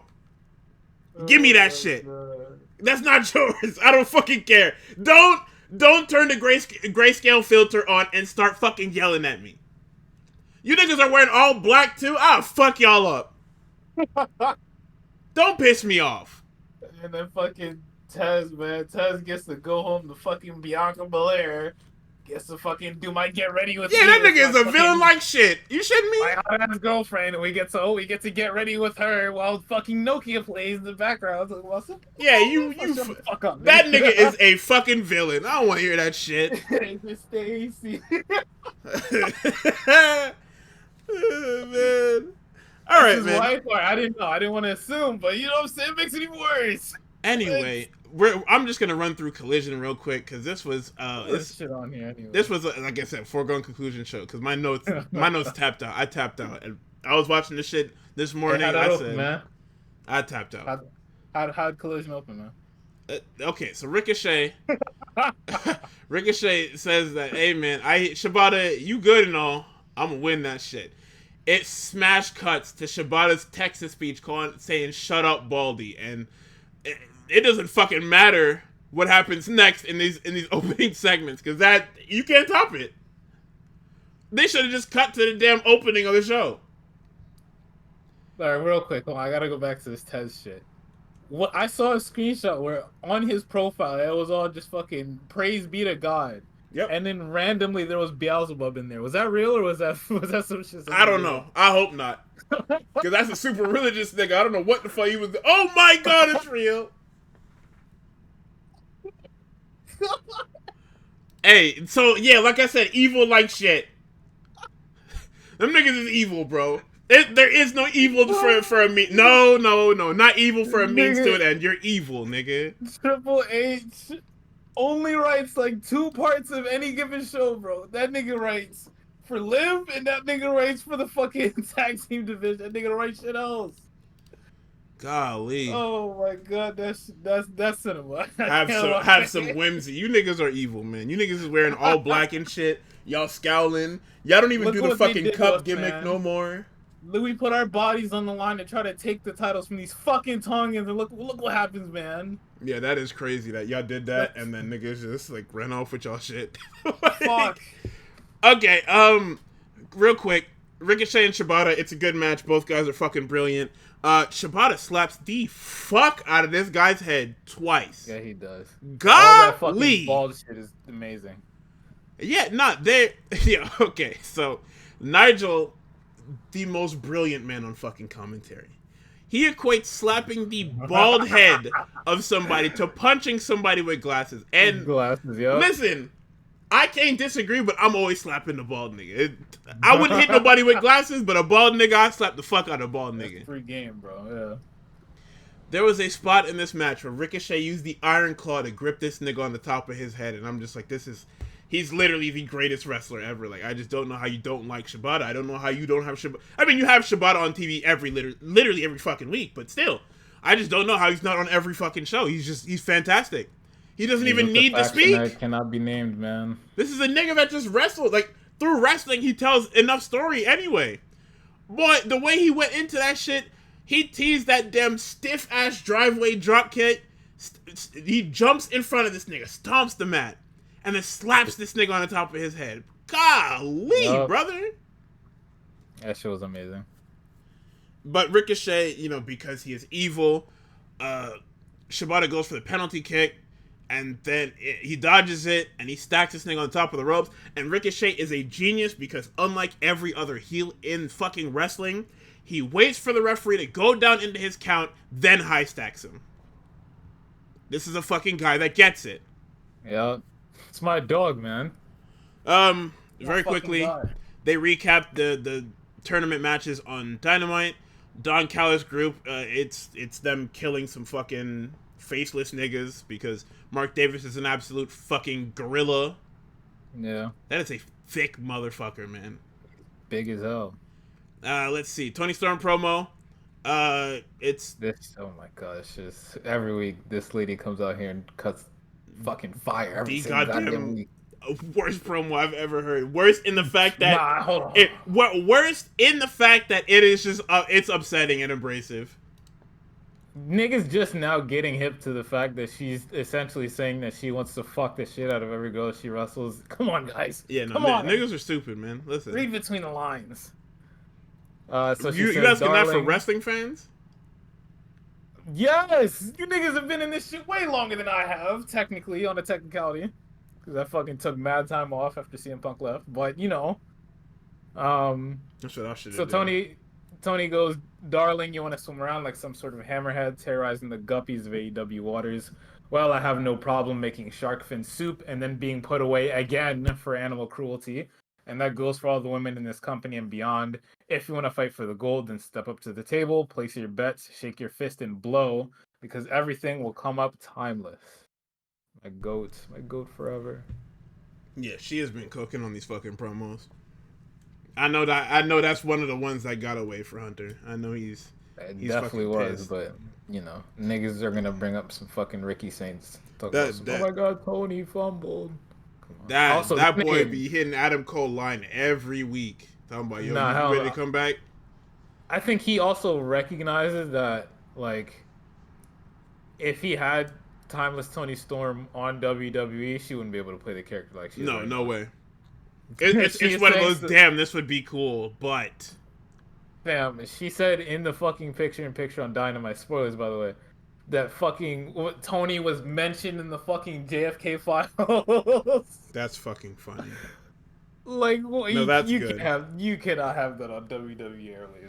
No, but yeah, like I was saying, I know this nigga be texting because he was doing it during them 2020s, them early 2020s. That boy was texting them niggas talking about, hey, I want to come back. We can come back. I mean, we getting this nigga out of here. You come back if you want. Events the hell, you know, like, you know what I'm saying. Like, he was hitting all four of them niggas, even fucking Bobby Fish garbage ass. Nigga said, boy, y'all want to come back? Y'all can come back. Please come back, bro. Please, we need y'all. Please. We got a nice little program for y'all. That nigga said, y'all can be on the main roster. You know what I mean? Y'all make your main roster money. We got a spot. I can kill the Miz for y'all if y'all want. You know that nigga was never doing that. No. The Miz is untouchable. I keep telling niggas get mad at me when I bring it up. Miz is a guy. Like, Niggas asked me if Miz is in the Hall of Fame. I said abso-fucking-lutely. Nigga, you know Miz got the same he got the same trophy case as Jeff Hardy. Yeah, I guess. Brother, this nigga won the WWE Championship twice. Like this nigga is a 2-time world champion. Nigga is an 8-time intercontinental champion. Like the Miz, when you look at the accolades, this nigga is dangerous. Like, Yeah. this nigga is like a 10-time tag champion just in WWE. He's had mad gimmicks too, so it's like, Don't do that. It's all the same gimmick. Don't matter how this nigga changes clothes, it's all the same gimmick. Before I say something disrespectful, let's go on to Powerhouse Hobbs versus Brick Garrison. You didn't even fucking try, man. Is that not his name? That nigga name is Griff Garrison. Where the fuck did I get Brick from? Listen. Yeah, my fault, guys. Listen, yeah, let me get into Powerhouse Hobbs and Griff Garrison. Spinebuster for 3, nigga. Anyway. Oh, fuck. Yo, my first note is they didn't even give this poor guy a theme, bro. The nigga was just in the ring. Thunder Rose tried to cut a promo and Megan Bay said, "Yeah, that's okay. Yeah, we're good off that. That's okay." Thunder Rosa also is getting into her fucking, I don't even think it's gay nigga shit, but she just like, she says that Megan Bayne thinks she's too good for this business and that you don't do that to our champion, timeless Tony Storm, and that Thunder Rosa has bigger ovaries and Megan Bayne has brain cells, and that's when Megan Bayne comes in, fucking punches her in the goddamn rib, and is just like, all right, bitch. And then we get Mark Davis versus Mark Briscoe. Mark Davis has an evil ass theme. Like listen, it's not even his theme. Their theme is actually very good. I like the Aussie Open theme. They need to bring that shit back. I don't give a fuck if these niggas are evil now, man. Just who cares? Yeah, the fucking Black Mesa theme song is not doing it for me, man. Well, that's the Don Callis shit. That's their group theme. It's just fucking noise. I don't know why. It's fucking Half-Life, this fucking Valve soundtrack. Get this shit out of here. Mark Davis and Mark Briscoe. This was a very fun matchup. It's the big man, little man, but it's with two guys that are fucking freaks in nature. Yep. The bass on this motherfucker's chops.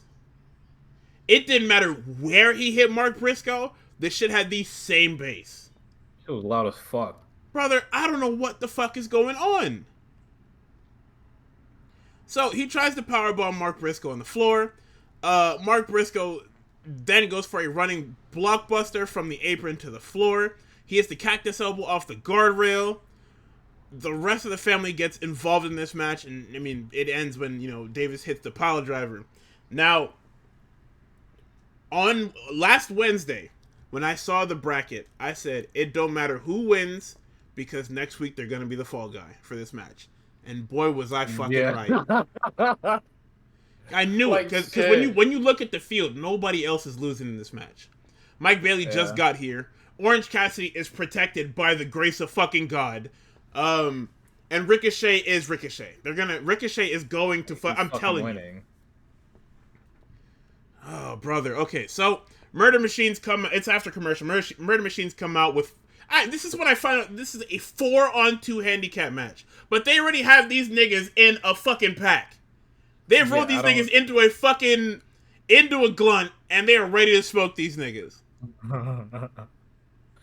I literally wrote down Murder Machines versus whoever the fuck, because they didn't put up a graphic, they didn't do anything. It's just it didn't matter. This was an angle. Hobbs and Mark Briscoe run them out, and they brawl out, and this is a whole fucking thing.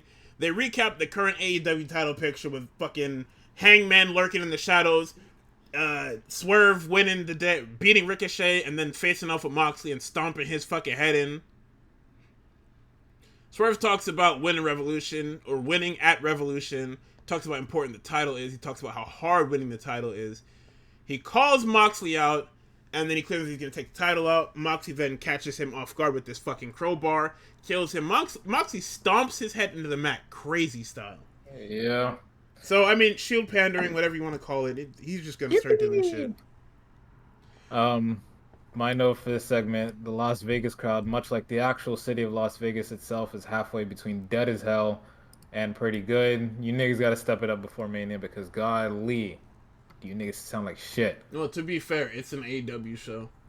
Like that's the difference that you're gonna see is that people aren't really hot for AEW because a lot of the guys they don't know because the problem with AEW is that a lot of these guys are that they're telling you are important were important in places that these people didn't watch. Like that's the biggest issue. Like when somebody comes to WWE, it's important because they're coming to WWE. Like you don't really need to tell those people who people are, because for the most part they will end up knowing, and if they don't know, they do like crazy. The problem is AEW doesn't tell people who people are. Like perfect example, we can go back like a week or two. Nigga, they decide to tell you who Clark Connors is as he's walking into the ring. They told They told you on Dynamite that Clark Connors was coming, and then they play the vignette while he's walking into the ring. I feel like that's a little late for an announced appearance. I mean, even then, like, WWE doesn't tell me who the fuck anybody is either. Them niggas just show up, and I'm just supposed to know who the fuck that is.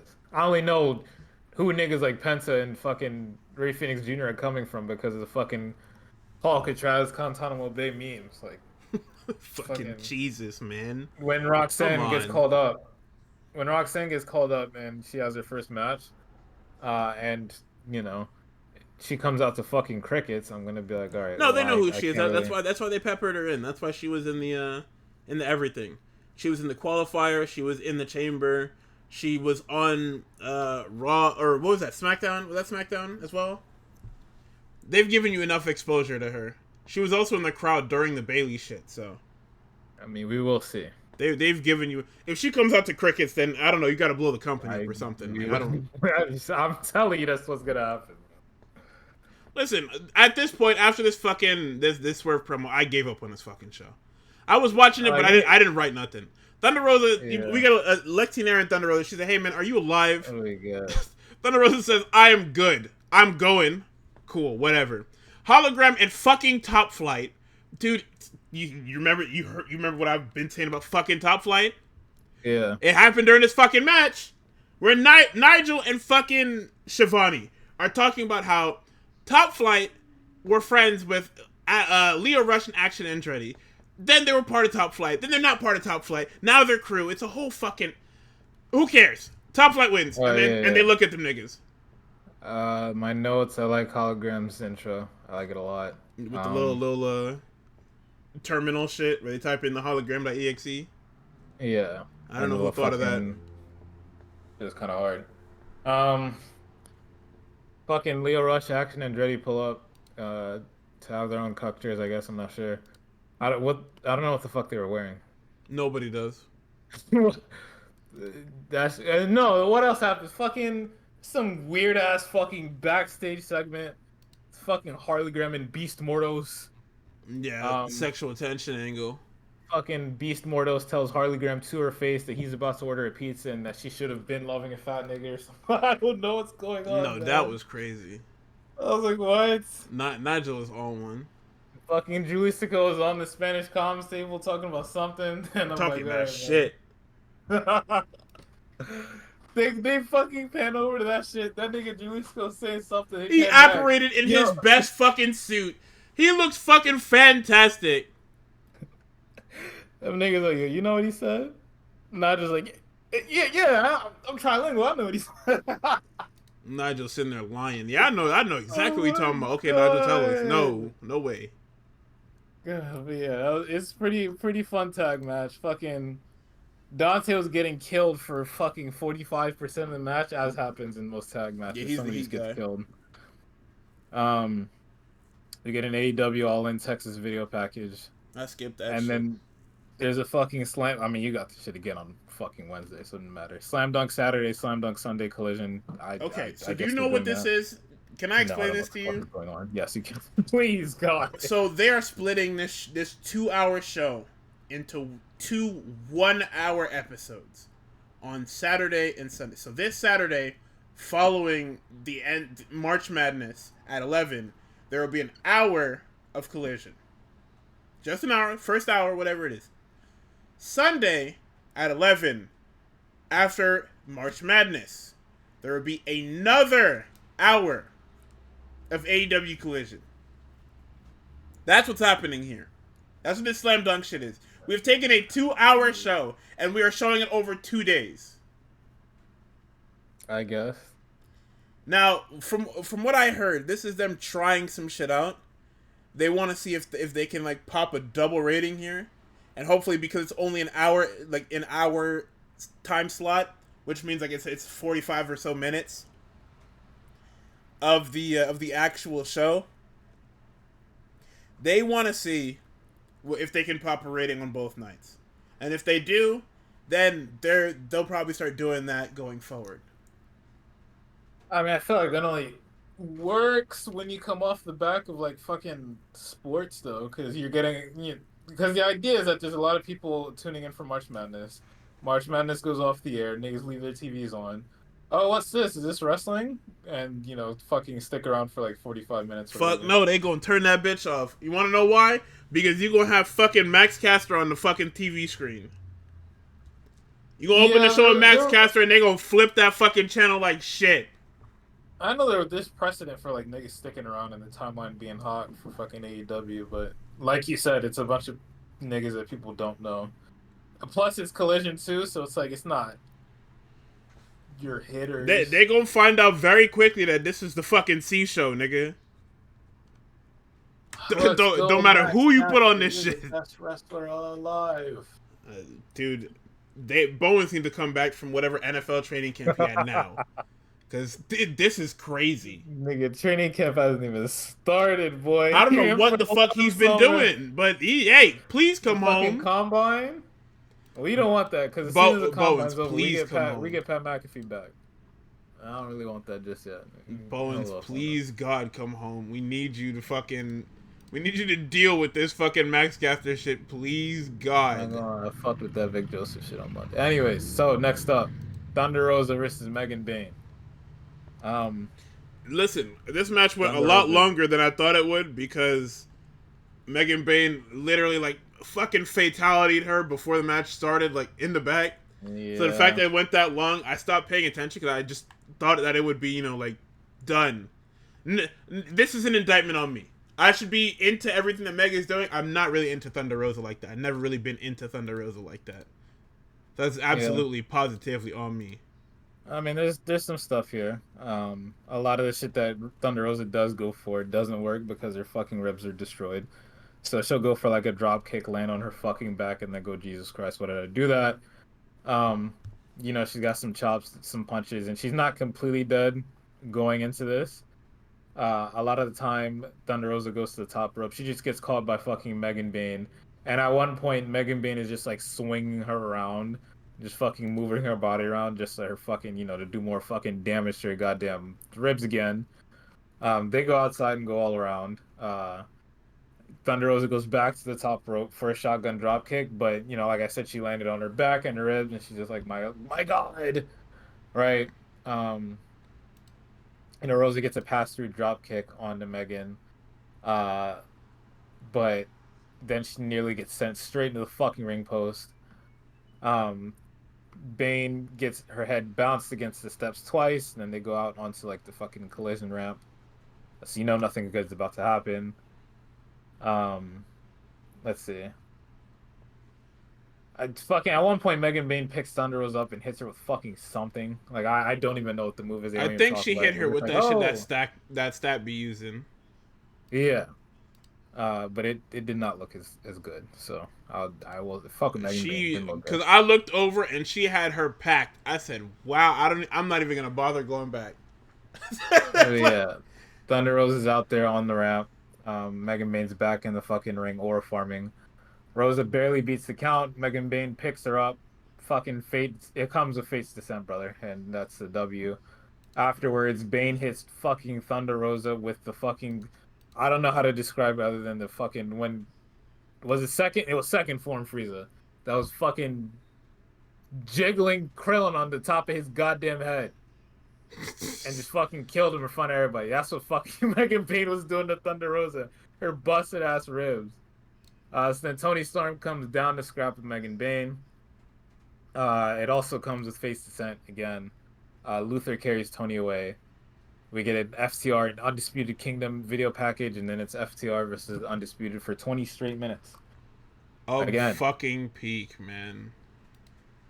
it is peak. That shit's I fire. love these two. I don't want to watch them every week, but I wish I fucking could, man. Yeah. It's so much fun.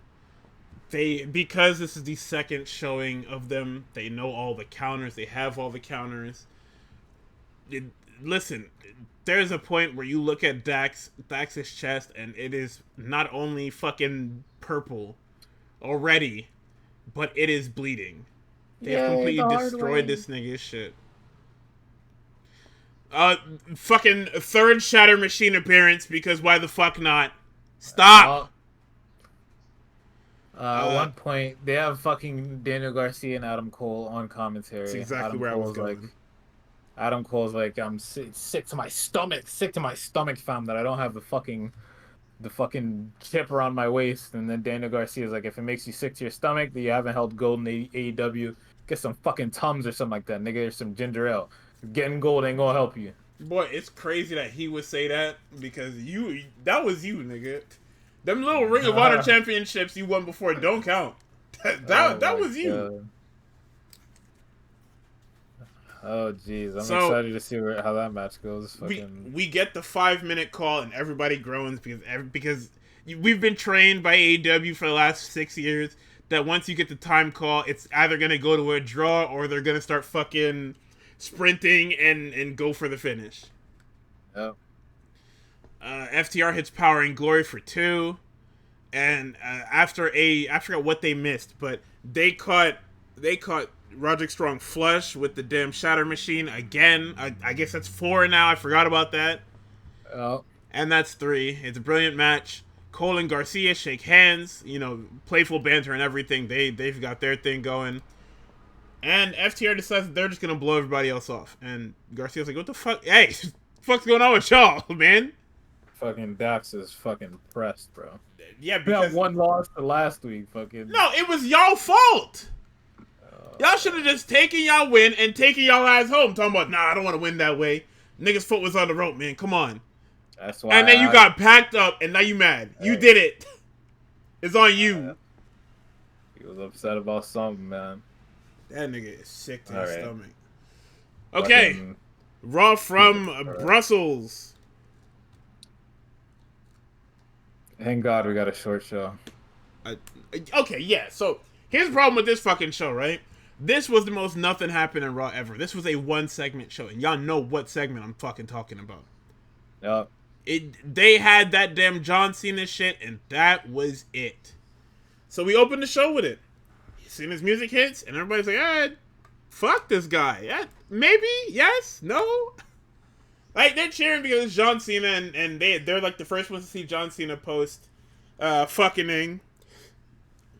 So, I mean, they're cheering him, they're booing him, they're doing the fucking let's go Cena. Cena sucks. Like they've been doing all over the shows that he wasn't at afterwards. He's kind of just taking it in. They're cheering, they're booing, they're doing everything in fucking between. Like the crux of this thing here is that they are reacting. The people that want to cheer John are gonna cheer John no matter what. The people that don't want to cheer John are gonna boo him. We've got fucking, what is it? Die John die signs and shit. Referencing the infamous Die Rocky Die sign. He's just soaking it in. Every time he goes to speak, they just keep fucking booing. So he drops the mic and tries to walk away multiple times, and they cheer every time he tries to walk away. He says, "Hey, fuck you guys. Hey, what?" So he goes and picks the mic up, and they start booing. So I'm not going to read this whole promo out because he just talked and talked and talked and talked. He repeated himself quite a little bit. So the crux of this promo is that he says for 25 years, which is crazy because it's more like 23 years, but whatever, man. Sure. He says for 25 years, you guys have basically treated him like shit. He has been the victim. He couldn't win for losing. When he was a nice guy, y'all hated him. And he tried to truck through it. He tried to be emotionless. He tried to be a robot. And it wasn't working. And now he's done with it, basically. His brother's tagline was, "I'm not a babyface. I'm not a heel. I'm a human being." And each and every one of you has been awful to me. Go ahead. Go ahead. You've been awful. And he likens it to breaking up. He likens it to breaking up in a toxic relationship. And it is very funny that he would do that because, I mean, while he does have merit to it, John's career has been ebbs and flows. When he was milquetoast babyface, in 2002, people reacted to him, but they didn't know how to react to him. When he became the Doctor of Thugonomics, he got a mixed reaction. I mean, people liked him because it was different. It was a more. It was a more down to earth hip hop gimmick than fucking like Public Enemy in the 80s and 90s or Too Cool or whatever. It was not down to earth. What's the word?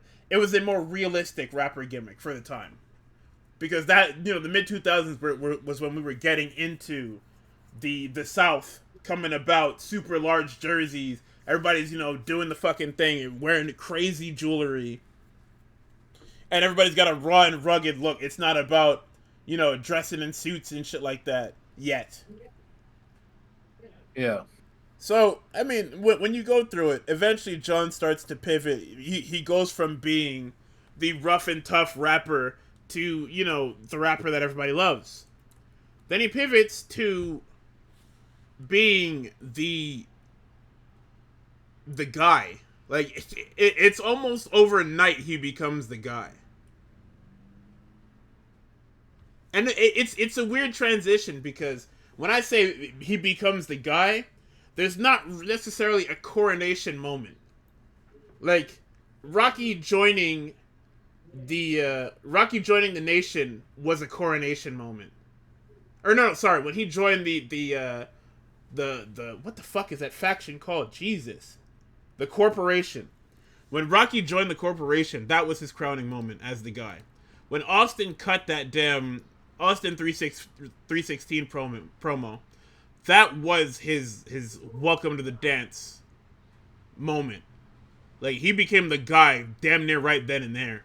But with John never really,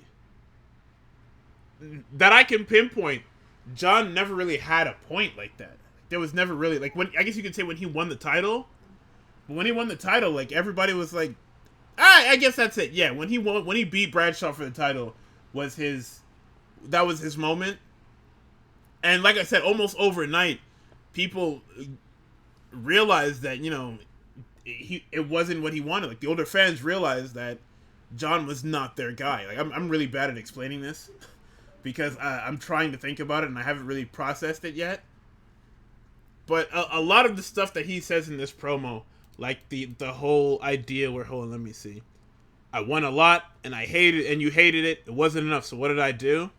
I spent the next 10 years of my life trying to give away everything I possibly could, and it wasn't enough. And, I mean, he's right, because we always talk, what do we always talk about?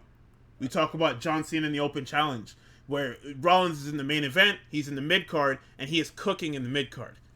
He's working faster, he's working snugger, he's trying to be the WWE veteran, working WWE-style matches with indie guys. He worked with KO, he worked with AJ, he worked with Sami Zayn. Like, he even worked with Rollins. Rollins broke his fucking nose crazy style, but yeah. Like, he worked with those guys, and he had fantastic matches damn near up and down the card. But this was quite literally after 10 years, almost, of being beaten down for, being who the company wanted him to be. Which the company thought was what the people needed. Because, like I said, when you're coming off of Rock and Austin, you gotta find something to fill that. Yeah. Because that's a gigantic fucking hole left in the ecosystem of your company. And it can't be filled. I haven't said shit, not because, like, I'm not paying attention, but I'm just listening to the history, because I fucking made a video about it, but like my video is very surface level. I was like 3 years old when John Cena became the John Cena we know today. Um, and for a while, like I was there, but I wasn't there. So like a lot of the shit that he's saying is probably gonna go over a lot of people's heads.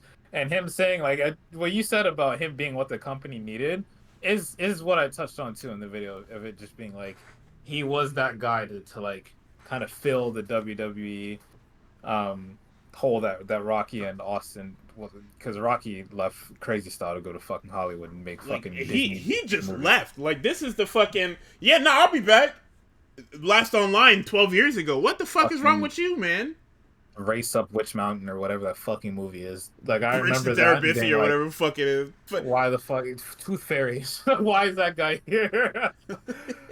um, so like him filling that void worked because he was exactly what the company needed, and he kind of also was what the people needed. They just didn't know it at the time. What's the fucking image of just like, oh, you guys aren't ready for this. Your kids in 20 years though, they'll fucking love this. And it's like I also brought it up too in the video with the John Cena bell curve, right?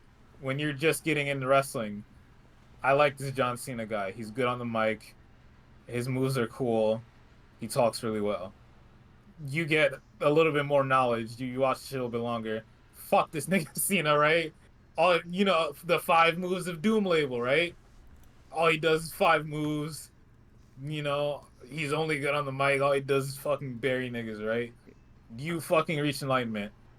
I fucking love John Cena. I love the 5 moves of Doom. All the niggas that he buries, fuck him. Fuck them niggas. quite I don't literally care. fuck him. Big match John. Fuck it. I want to see Big Like, match John.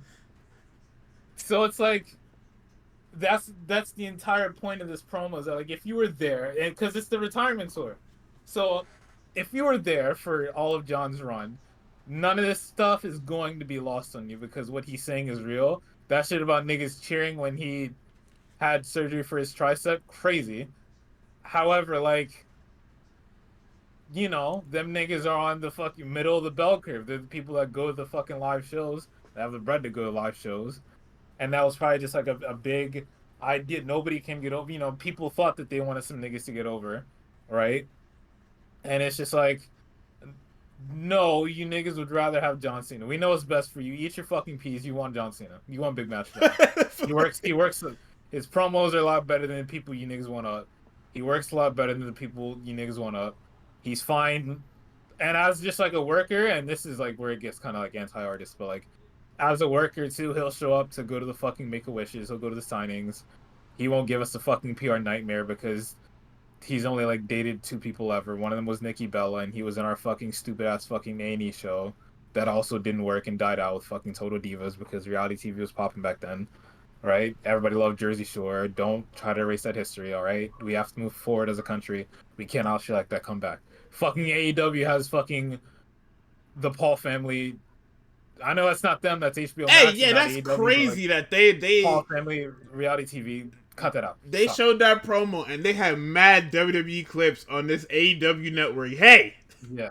y'all ain't got no Cut that out. shame. Stop that. I mean, It's I guess you it's can't not tell Max to AEW's fuck fault. off, right? You can't tell Max to fuck off because Max is like they're gutting their animation division and all their animations for AEW to probably even be here in the first place, which isn't Tony Khan's fault, surprisingly. But hey, right? I get to watch Will Ospreay on my goddamn television, so who gives a fuck, right? But yeah, no, fucking John Cena puts up with fucking Vince McMahon's stupid necessity for shit that isn't wrestling, and everybody's necessity for shit that isn't wrestling by dating Nikki Bella, and being on this fucking reality TV show. He does all the shit you want him to do without really complaining about it because it's John Cena, right? Son, that shit was He gets, crazy. He was framed as a fucking dickhead on that show too. he was fine with I it. mean, He didn't give a I know fuck. that nigga is dickhead, but they framed him crazy style. Yeah.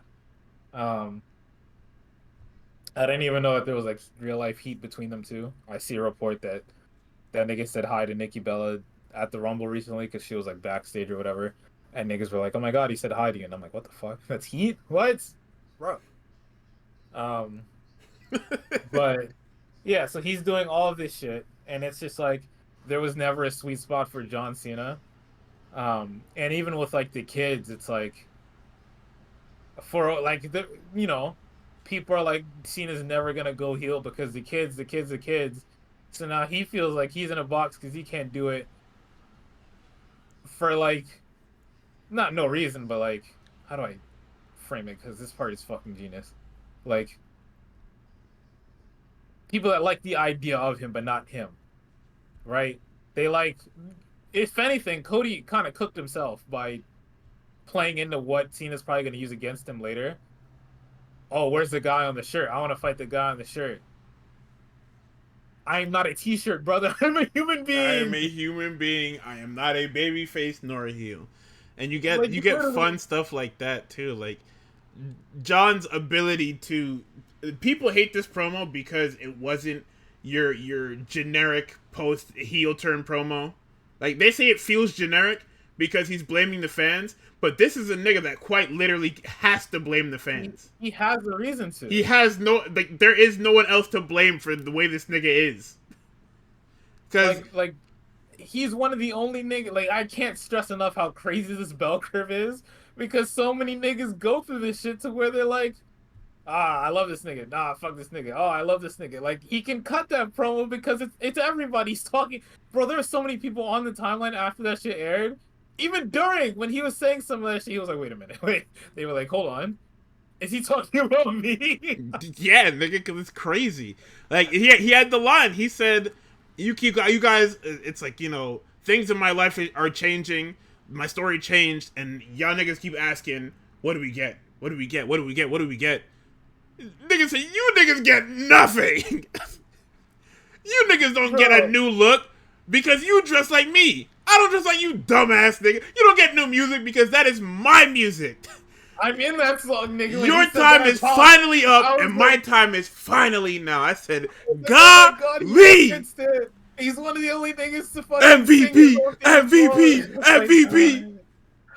I was like, my God, so much of the shit that I said in the video made it into the promo. Oh my God, I was happy as a motherfucker, man. This nigga said the only thing you get is to take a long look in the mirror and see how awful each and every one of you, Vinceism by the way, has been for 25 years to me. Whoa. That is a Vinceism. That is like how they train people to cut promos. Because realistically, there is never a point where y'all need to say each and every one of you. like when you think about it, it's just say you fans. Like you can talk to them as a group. You don't need to single out every person in the. It's crazy to speak like that. Nobody speaks like that. And that's the funny thing about the Vinceisms, because it's like nobody speaks like this. Like real people don't speak like this. Yeah, I mean, I guess it's like you want to say shit like that to cast a wide enough net to where niggas from the locker room can be like, oh, you told me to take a long look in the mirror. But if you say you fans, it kind of limits it specifically to the people in the audience. And like, actually, no, I guess that is offensive because you don't want to alienate your customers. You want to just leave it as general as possible. Yep. But John starts to wind down because people are chanting, "Shut the fuck up, fuck you, CENA." Like they're playing so like. While being fans, while being like the most animated fans they can, they're playing directly into what he's saying. Yeah, because he's just like, you guys you guys don't wear my stuff to support me. You wear it to make yourselves feel good. Like, you guys don't want to lean into an uncomfortable conversation, but like, you guys wear hustle, loyalty, respect. I live it every day. You guys are just buying the shit. You know what I mean? Like there's nothing to hustle, loyalty, respect about you niggas. He hit that little nigga with a fucking truth nuke too, bro. I don't know why the fuck he did that to that nigga. What the fuck, man? That little nigga was none the wiser looking. He fucking just looking. They put the camera on him and everything. They put the camera right on him. Why the fuck y'all did that? Leave him alone. Oh my God, that shit was damn near POV, man. Nigga said, I'm breaking up with every single person, whether you like me or you don't, you're dumped. I don't need you any. And this is the most important part of this promo. Because he says, I don't need you anymore. I don't care about you, and you don't matter to me. And here's the thing. There's no noise you can make. There's nothing you can do. Because you know I'm right, and you know you are wrong. Like, this nigga, this is this promo is the promo you cut where you literally have been you've been hearing and seeing niggas say shit about you that you don't agree with and that may or may not be true for 20 years. Yeah. You've heard the whispers, you've seen the rumors, you've this is taking everything in and bottling it up. And then he gets interrupted by one Codell Rhodes. Cody comes out and he said, "Man, everybody was willing to hear you out, including me. If I understood correctly from what you just said, they've given you their worst. Of course. For 25 years. And they did that because you were special. They did that because you could take it. They did that because you could carry it. And that is... That's the worst fucking thing you could say to somebody that's lashing out. Like, Cody... This one don't got no type of self-preservation. Because why the fuck did you say this?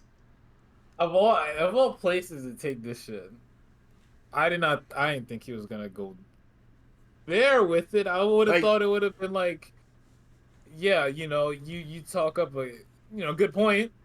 However, the fuck does Dwayne have to do with any of this? Why did you team up with Dwayne? Boy seen the grease fire and decided, yeah, I'm gonna pour water on that shit. What the fuck are you doing? You made this shit way worse. What about you living hustle, loyalty, and respect as you having Travis Scott slap me in my goddamn face? Yeah, y'all was wildin'. Hey, I'm gonna whoop your ass double for that one. Like, what? And then people would chant for Cody. Well, this was before Cody came up. People did chant for Cody. And John said what everybody, he basically listed the reason as to why he was able to turn heel, and people left that out. Like, people just completely glossed over that. Where it's just like, CENA is only able to do this because Cody is quite literally a supernova. Yeah. Because Cody is such a freak of fucking nature at this point in terms of just a character and a force of nature in this company. He has slotted himself. He's gotten everything he wanted. He has slotted himself into the role. He is the ace. He is the face. He is literally everything. Niggas can say he's not. That boy's face is on every fucking bus in that goddamn company. Every goddamn tractor trailer holding every piece of equipment they have has one Cody Rhodes plastered all over it. The kids love him. The kids have the fucking... They've got the action figures. They got all the damn American Nightmare merch. Niggas are wearing the stupid-ass fucking Band Geeks jacket that he's got. Niggas have everything. They have all the fucking action figures and everything. He is the guy. Like, no matter how much you hate Cody and you think that he is a fucking a goddamn deserter, or you think that he's not as good as he thinks he is, he is. He is the guy, man. Because who are you gonna put in that role? Seth Rollins? Watch out. We tried that. Didn't work. Oh well, Roman Reigns is still the guy. He's gone. That guy's gone. Nigga's evil as fuck. Evil as fuck or not, that guy is gone. That guy's finished. He is done. After this WrestleMania, you will not see Roman Reigns again. Yeah, probably, yeah. Sorry, he's still got to do SummerSlam. But after SummerSlam, you probably won't see that nigga ever again. And if you do, it'll be in spots. Yeah, brother is done. Movie, man. Cody is what you have. He's literally the sun in this fucking solar system. You cannot escape him. Even though he feels like an afterthought on his own show, when he shows up, the people are there for him and him only. So John tries to low bro him. He tells him, listen, kid, and Cody hits him with that fucking fire ass enough. And he corrects him. He says, it's certainly not kid, it's WWE champion. And he says, man, who are you? He said, what happened to the nigga on the shirt, man? When you won that damn shit, I was like, oh, golly, what? I'm gonna have me a John Cena feud, and I'm not gonna get buried like shit? Hold. And now you're a fucking dork, man. Like, you're just another guy. Yeah, I mean, we'll have to see how John responds. Like, I mean, and I can't blame him. I wanted to, because John, it's not the same John. Like, you can see it. in his body. You can see it in his face. You can see it in his hair. He's not the same. So this is a very good route to take. Instead of trying to cart him out there like he's the same old John Cena, it's fucking awesome that we can do this. Like, I mean, it sucks that his body is like kind of deteriorated in a really fucked up way, but this is a really cool story to tell, and I really hope they don't drop the ball. But I really do fucking hate that we're just stuck with having limited dates because he's important. He's important in other places, but in like I said, also physically, he's definitely not able to be the guy anymore, which literally breaks my heart because like he actually was, like, even though he was a fucking terrorist in the first half of the 2010s, in the back end he was super important to the brand. He was super important to why AJ Styles is as important as he is in that company. He was important to getting those guys on the map. Like it's honestly, this is probably the best story that they could tell for this guy's fucking retirement in any way, shape, or form. And honestly, because they're able to do this, y'all better fucking, I'm not saying to worship Cody, but you better appreciate that this nigga is here. Because if they didn't land that Cody Rhodes contract, you wouldn't have got this. Him getting killed by Roman, what was that, SummerSlam? That would have been it. Roman literally destroying this old ass nigga probably would have been it. Yeah. Like that's something you have to fucking think about. His last match could have been a Roman Reigns squash or an Austin Theory, just nothing happened in opener. So whether you hate or don't laugh at that, Doug. I'm not laughing. Whether you hate or love Cody, like he is that guy now. He has become the John Cena. Just because the boos aren't loud enough for you to hear, he has become that guy. There are people that definitely don't want Cody. They want nothing to do with Cody. Whether it's because he's an AEW guy and that they feel like he quit on the company, or because they don't believe in his gimmick or his shtick or whatever it is. He's there. I'm going to keep saying it. I'll repeat it as many times as it needs to be said. He's there. He is cemented. He is there.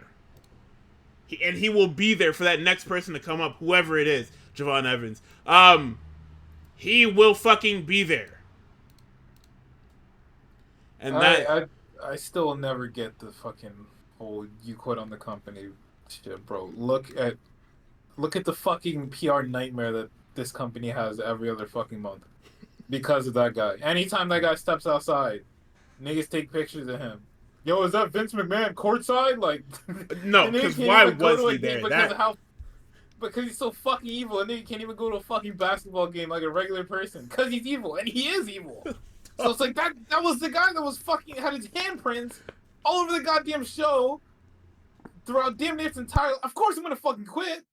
What? It's not about me. It's not about me wanting to get myself over. It's not about anything like that. Anybody that left has a legitimate excuse, even if they say the most outlandish shit. Bobby Lashley, right? And you can say I didn't want to be here because of Vince. I hear you, man. I hear you, especially if you're a woman. I hear you.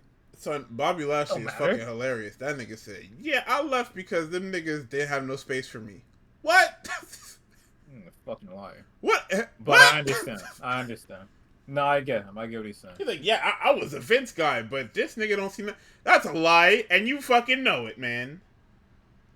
Yeah. But yeah, man, like that's the whole thing, is that, when you do the whole, oh, well, this nigga's a turncoat because he left, it's like, well, that was the thing. That was the point. Like, that people leaving is how WWE wins. Because guess what you do? You leave the company, a mid-carder, a nothing happened and nobody. And then you literally pull yourself up by your bootstraps. You become a guy, and Vince is like, yeah, welcome home, brother. Yeah. And because you started there, yeah, and because you started there, they can now tout you as, well, WWE forced you to become the best you. Yeah. And perfect example, look at Drew. Drew came in roughly 2008, 2009 as, you know, he was Vince's handpicked guy. Like, literally, the Austin Theory gimmick that y'all hated, that was for Drew McIntyre. They were doing it so hard. Drew would lose to Matt Hardy in fucking 2010. Like, 3 weeks in a row on SmackDown. And every week, Vince would be like, yeah, nah, I'll take it off your record, buddy. Don't even worry about it. You're the future. You're my guy. He went from that to Vince dropping him on screen as a character to being in a fucking band with Jinder Mahal and fucking, what is that guy's name? Heath Slater. Them niggas were in the shittiest fucking cover band ever. And then he leaves. And what happens? Not only does he take the fucking, the Bane Venom to become Bane himself, but he becomes a literal fucking killer. He goes from company to company, killing their strongest and greatest, winning their titles, before ending up back in NXT for a cup of coffee, killing their strongest for that title, and getting called up to the main roster. And while it did take a bit, he found his way to that fucking championship multiple times. So hey, I mean, like, whether you love it or hate it, leaving is part of the WWE formula. Unless you are able to have enough in you that they see to become the homegrown guy where they can literally just put the machine behind you, you have to leave. So that aside, we can get into this Raw. I mean, we can just quickly go through it. The fucking crux of it is John. We get the fucking picture that keeps showing up and tormenting me right after. It's like, oh no, wait, before that is fucking Pence and Ludwig Kaiser. Yeah, we get. I mean, they're having the same shit that they've been having for a while. This was a fucking street fight, wasn't it? No holds barred. Same shit, man. They beat the fuck out of each other. That's really all you gotta say. I mean, they did what they needed to do. Penta hit the backstabber, the Canadian Destroyer. He hit his moves. There was a super cool thing. I forgot what he slid out of, but he turned it into that damn arm breaker, smooth as butter. I said, golly, boy. And then Penta hits the Fear Factor under the chair. Fear Factor Penta Driver, whatever you want to call it, made in Japan. He hits it on the chair for the fall. It was quality. Then we get Dakota Kai and Ivy Nile. And the first thing that happens in this fucking match is Chad Gable sprinting down to ringside. Nigga, you were wearing a... Was he in a tracksuit? He was in a tracksuit, right? Or was he in a fucking suit? He was in a suit. He was in a full suit. Okay, yeah. He comes down here in this... Why are you running down the... Why is that, like, a part of this fucking match? What happened here? Oh, you know what? Never mind. I figured it out. So, Chad comes sprinting down to the ring. Ivy and Dakota are working. And then out of fucking nowhere, here comes fucking Dragon Lee and Rey Mysterio. So, when you think about it, this nigga was running from them. They found this nigga backstage. And he had to run away. That's what it was. So, oh, yeah. Coda hits the damn Revolution kick into GTK for the fall. But during the match, Dragon Lee and Rey Mysterio took out the Creeds and they chased off Chad Gable. Chad Gable will be back later. Keep this in mind. So we go to the women's world championship contract signing. Dude, I'm tweaking right now.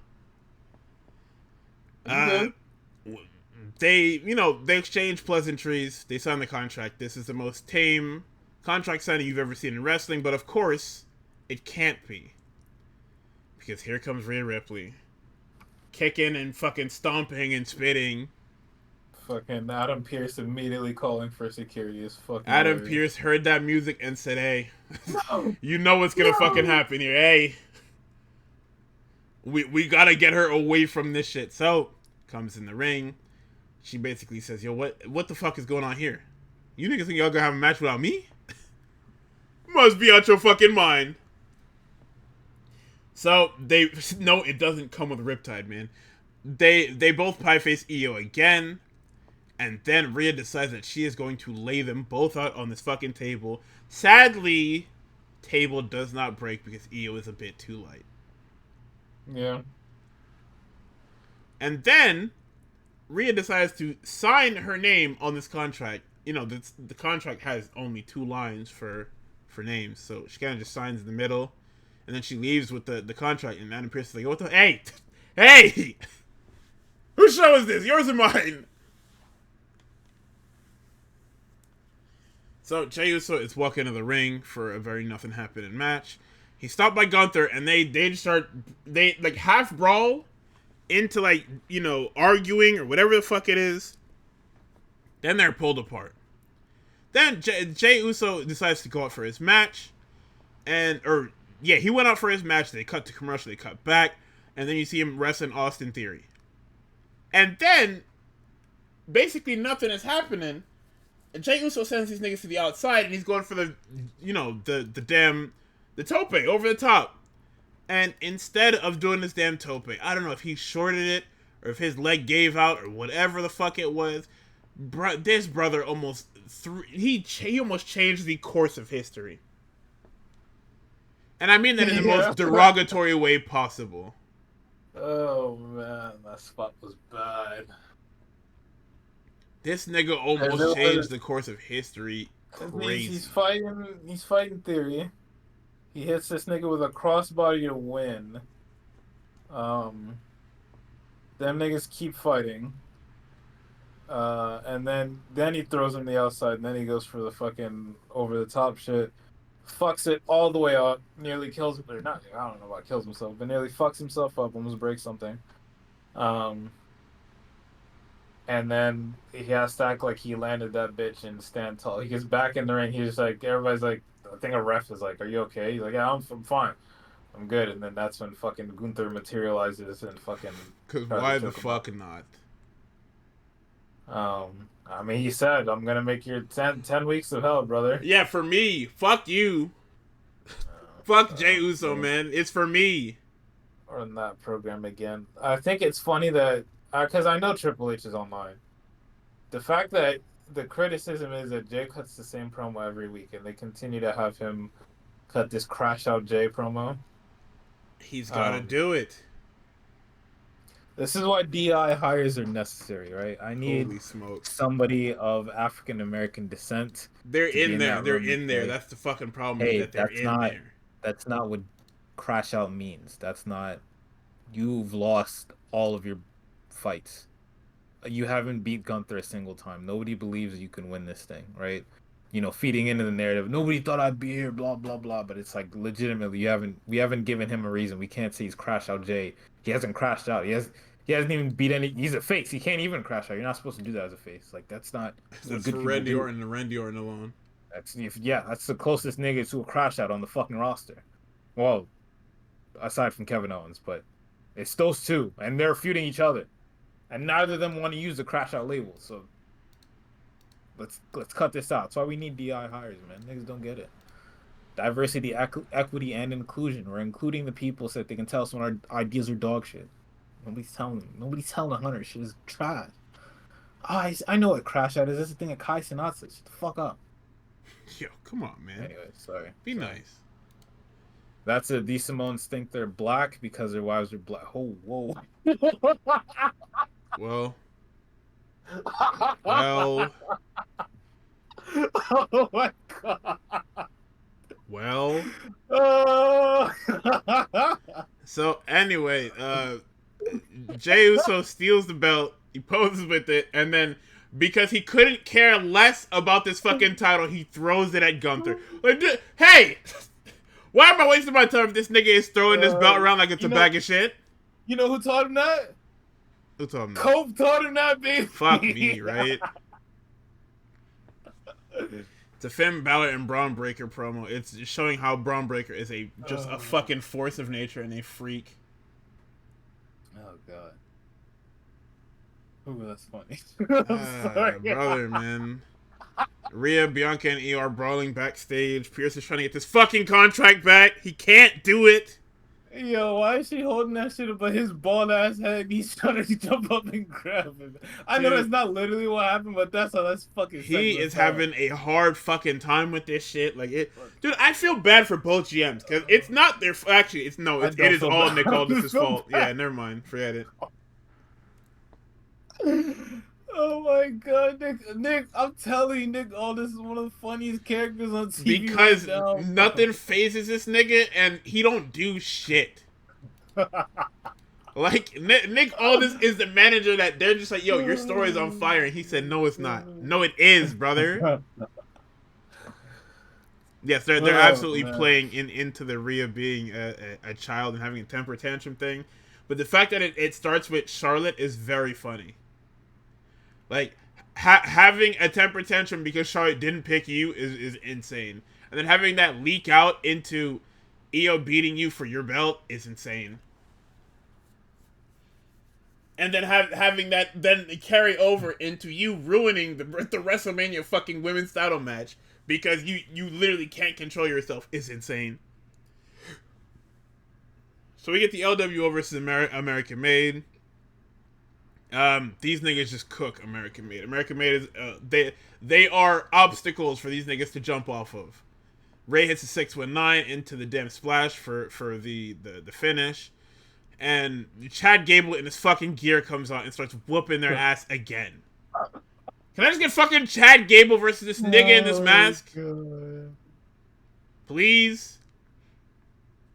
That Yeah, shit brother, is I didn't funny, write shit down for bro. this Raw. Golly. Can you tell There's people about nothing this to write. fucking this Seth Rollins promo? What did he say? Oh, no, I remember I what he didn't watch fucking this. I said. didn't This watch nigga came out and it. didn't say shit. He said, yeah, I'm gonna be on SmackDown this week. Thanks, man. That Jesus. also could have been in the email. He taking notes from Heyman, bro. Brother Heyman was came like, on Raw you know what and you should said, do? yeah, I'm gonna be here. I'm gonna Go be over here there to on Friday. Don't even worry about that. Go over there to Brussels. Tell them niggas you're not gonna be. You have no reason to be on their show. You're gonna be on SmackDown instead in Italy. Go Yeah, ahead, go do that. that is what we're doing. So we get to our main event. Oh no, sorry. Before our main event, AJ Styles it's time. Hey, wake up. Hey, it's time for your government mandated carrying cross segment. Come here. Sit down. So AJ Styles is trying to have an interview, and Karrion Kross does the craziest thing I have seen a man that everyone hates do. This nigga pulls up and puts his arms around AJ Styles, and AJ is ready to punch his head off his fucking body. He's like, hey, And when man. you say he puts his arms around AJ, Sorry, what? Go ahead. I'm just asking a question. I'm just asking a question. In what manner? He pulls up behind this nigga Yeah. and puts his arms around this nigga's shoulders and says, hey, man. And AJ say, hey, you better get the fuck off me, man. Oh, brother, man. So, I mean, he basically says, yeah, Logan Paul's got your number. He's younger, he's stronger, he's faster. And you just not that Why good would you anymore. even lie like that? Nigga, his whole I gimmick is understand. lying. Yeah, I understand he's a snake oil salesman, but this is not believable. He's Bro. not even a What the good fuck? snake oil salesman. This nigga, fam, you sold your whole fucking crew a false bill of goods. All them niggas is fired. All them niggas is fired, and you lost the Miz, too. You lost the Miz in the divorce. Anyway, Braun Breaker is on his way to the ring, and I missed the Judgment Day segment, didn't I? I just remembered. It was somewhere in there. I didn't. For some reason, I just didn't write this fucking thing down. But yeah, I think it was towards the it was in front of like the show? beginning of the damn show. Yeah. So the Judgment Day is backstage. They're talking about how Dom is going to be. Dom is basically gonna kick Finn's fucking ass out of this damn stable. And Raquel interrupts her by saying, "Hey Finn," and they shut the whole shit down. And Finn, Finn's in a good mood. Finn's talking about, hold on, I'm getting my shit up. Where the fuck Dominic? Dom come in, and I mean Dom is like, "Hey, we've been thinking about adding a new member. What about Penta?" He said, "Man, this nigga just say he coming from my Intercontinental Championship. That's not mine yet. You talking about what about Penta? I should fucking kill you right now, boy. You shitting me?" So Finn walks off, and I mean, listen, it is coming. Tuck sent me this stupid ass fucking drawing of these niggas talking about Finn don't know what's coming next. He don't know. They're going to whoop his fucking ass and kick him out of this stable. And the more they keep hinting at it, the angrier I get. Because what is Finn gonna do when they kick him out of this fucking stable? What are they gonna do when they kick Finn out of this stable? Actually, I'll just wait for the fucking end of the show. Yeah, I think, what is it? Fucking Dom's like, yo, I went out and did some scouting. I'm gonna try to recruit Penta, and then Finn's like, he's going for the IC title. Why would you try to recruit him? Are you fucking idiot? Are you stupid? Are you dumb? Are you trying to get me killed? You want me to die, huh? Oh, you want me to die? Okay, that's fine. Fuck you, Dominic. And he storms off. He calls the nigga a snake, and then fucking Dominic turns to Carlito, and he's just like, I didn't know that Penta was going for the IC title, and then Carlito's like, damn, you don't watch the shows, huh? Yo, this nigga's role in this show is just.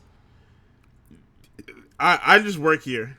Like, I'm not required to be anywhere, but I just work here. I just follow Dominic around and get killed every so often. That is Carlito's shit. So Breaker's on his way to the ring. He faces off with Penta. There is your Intercontinental Championship match. I was wrong. It's not what's his name. It's not Dominic. It is indeed Pentagon. So Dom will have his time one day. Yeah, I hope so. Because doing nothing with him right now, after he was the hot commodity in your women's feud, is insane. Finn Balor and Braun Breaker is for the Intercontinental Championship. They got a little slow start. They do this fucking apron clothesline shit, and they go over the damn announce table. Dom and Carlito damn near immediately come down to the fucking ring. They haven't even done anything yet, and them niggas are down there. Yes, sir. So it's a distraction. So Breaker's setting up Finn for the Frankensteiner. Dom gets on the ropes after Carlito distracts the referee, and because he is shaking this fucking rope, he crotches Finn accidentally on the top buckle, and Finn is like, dude, what the fuck is your problem? Why y'all can't just let me win, man? So Finn ends up getting hit with a Frankensteiner. He gets up and he gets his fucking head blown off for 3. So they start trying to whoop Breaker's ass, and boy, here comes Penta.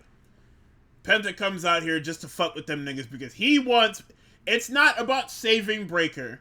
It's about wanting to fight the pit bull with the cinder block on his ones. He doesn't want that nigga to be hurt. He wants him at full power because Penta is a fucking freak. Actual freak of nature. So he wards off the Judgment Day, and this is a key point, and you'll miss it if you don't look because it's a quick shot. Carlito mouths to Dom, I thought you said he was gonna join the fucking group, man. and they're both confused by this, and then Raw goes off the air with Finn being basically on his ass out on the floor, and these niggas wondering what the fuck happened with Penta. I want to know how that conversation went, if they're so fucking confused. I mean, he didn't actually talk to him. That's the fucking problem. Yeah. That's what it is. The whole thing is that Dom didn't actually fucking talk to Penta. The idea was Penta's on a roll right now. We need winners, because Finn is always fucking losing. So why wouldn't we go with the guy that's on the hottest win streak right now, and that's Penta? Which, it's good logic, but why would you haven't even attempted to talk to Penta yet, so why the fuck did you even bring this up? So, I mean, yeah, that's... This Judgment Day thing, it feels like... whatchamacallit? It feels like nothing's going on. There was a shot in the back. I forgot, Dominic, it was during the AJ Styles thing, wasn't it? Yeah. Where Dominic was talking to Karrion Kross, so if anything, Karrion Kross might end up being the leader of this new fucking faction. It sucks, by the way. Could you imagine mandated Karrion Kross in-ring promos because he's part of the Judgment Day? It's over. That faction would have like 80 people in it afterwards because you add him and Scarlet in there, so that's 3 women. For hey, hold on, no, that balances out. They lose a man, they add a woman. It's 3 women and 3 men. Okay, yeah, no, hold on. We got an even low faction here. Man, oh wait, no, it would be imbalanced because JD is on the IR. I forgot. Unless they just fucking torpedo JD after No, Finn no, gets no, no, killed. no. They're killing Finn. JD's gonna be the one to fucking kill Finn, and they're gonna spin off into a thing. Probably. That was probably the idea. All right, but because of these new developments, Guardy at me and said, break your Penta IC title, Dom and Finn for control of the Judgment Day. Is what I would like to think, but I don't know. Like I said, we're working with a 7-match card here, so. So here's we're what our fucking card. Sorry, 2 7-match cards. Yeah, here's what our card looks like now. We got Penta versus Braun Breaker, Shield plus Punk, Jay and Gunther, Naomi Jade, Logan AJ, Io Rhea Bianca, Charlotte Tiffy, Cody CENA, Damian Drew, Randy KO, LA Knight versus whoever the fuck, War Raiders versus Lucha Bros, which probably It's isn't not happening happening, anymore. so we can already cross that one out. Fucking kill that. Son, if Chad it's Chad Gable, Gable and Rey Mysterio, I'd kill myself, yo. Chad Gable versus Rey Mysterio, Liv Raquel versus whoever the That's fuck, not making Dom it on the versus show. Finn. It's not. Yeah, probably not. Those last, well, obviously the War Raiders match, but the last 3 of those are not making it onto that show. We can replace that War Raiders match with Street Profits and fucking Pretty Deadly tentatively, because they still haven't given a date for that match, so they're probably trying to gauge what the fuck is the word? They're probably trying to gauge interest in the match. Yeah. The rest of that seems pretty solid. So Yeah, I mean, it's pretty. It sounds fun. The only one I'm really iffy about is, well, obviously I want to see no fucking Damian Priest, but I also don't want to see Logan Paul, not AJ Styles. I love AJ Styles. If there was a way that we can condense it so that's AJ Styles and Drew, I would be over the fucking moon. It doesn't have to make sense. Just book it. you know them niggas don't do that anymore. Just book it. I mean, it very well could be next week, and it most likely is going to be next week. But I mean, the fact that they just didn't like book it is crazy. Because why would you just say at a later date? Why are you niggas so lazy? You should want people to buy tickets in advance. I mean, them niggas, fucking Vegas zombies are gonna buy that shit up anyway. It doesn't fucking matter. Them niggas don't do anything but show up to these fucking stupid ass parties. I'm sorry to say, but like, It's crazy. I really don't like Las Vegas. Fuck that place. Fucking ass. So, this week's NXT was kind of just there as well. Like, this week was... WWE was on break this week, basically. This is a break week. Everybody's just kind of hanging out, doing whatever the fuck they need to do. So, we open up with a Roadblock recap. First match on the docket is Chelsea Green, my GOAT, versus Sol Ruka for the Women's United States Championship. And there is a fantastic fucking shot in the beginning of this match where I believe Chelsea is locked up in like an arm lock by Sol Ruka, and you can see Booker standing up in the background with his hand over his heart, and he tells Vic to stand up. Vic looks at him with the craziest fucking face, and he's like, "Man, sit down." Like, the fact that's a backdrop to Chelsea being in a hold is incredible. So, because Chelsea isn't like a top name, because she's smack in the middle of the mid card, you can have her work with Sol Ruka and they can do a very 60-40, 50-50 match or so. So, Sol Ruka, I don't know if this was intentional or if she slipped or if she fucked something up. They said that it was the knee that was worked on. I might have missed it because I was also working at the time, trying to fix some shit. But Sol Ruka misses. She misses that springboard. They do the reason they did the do-si-do, and then she tries it again, makes me think that she actually did just slip on that fucking on the rope. Chelsea hits radio silence for 2. Alba interferes, which gets her a spear from Zarya, who then gets taken up by Piper. And Soruka hits the shittiest looking moonsault on the Piper. Surprised she didn't fucking kill her or herself. The Unprettier is rolled into a cradle, and then Chelsea hits the Unprettier for the fall. So, this is, dude, I've had enough of fucking Trick Williams. They need to pack this nigga up quick. I say it. Man. I fucking had it. This new, you better turn him back. Cause this shit is not working. Not for me. Yeah, fucking Javon wants to be friends with Trick. Trick does not. He don't even want to be friends with this nigga. He doesn't want to be friends It's with the black fucking people Moxley anymore. shit all over again. Because of fucking Javon. Or not because of Javon, because of Carmella. He doesn't want to be friends with black people anymore. So he's like, you know, oh, just because we both have dreads, we're supposed to be friends? Like, I should slap you in your black ass mouth. What are you talking about? It's some niggas blowing up our company, and you talking about, nah, I don't need no friends. Okay. Yeah, because guess what? That nigga's a fucking leader of that goddamn faction, man. Man, stop. I hate that everybody is saying it. Allegedly. I mean, I guess, right? Because that's the whole thing, is that he's saying Well, that. no, because they made it too obvious, right? Them niggas cut a promo towards the end talking about some, yeah, you know what? We're about to go raise some hell right now. Right? Them niggas all fucking hyping shit, go back into the fucking studio, right? End of the show. Them niggas show up for the end of the shit, and then fucking everybody jumps in for a brawl. Them niggas don't pull up to fight. The only nigga out of the people that were in that arena that they hadn't killed yet was Trick Williams, and they don't kill Trick Williams. That nigga is involved somehow. I don't know if he's a leader, if he's a member of that shit or what, but I mean, he probably ended up being the leader, but at the same time, like, I mean, their goals line up. All Trick wants is this fucking NXT championship. He doesn't care how. He says it's his NXT.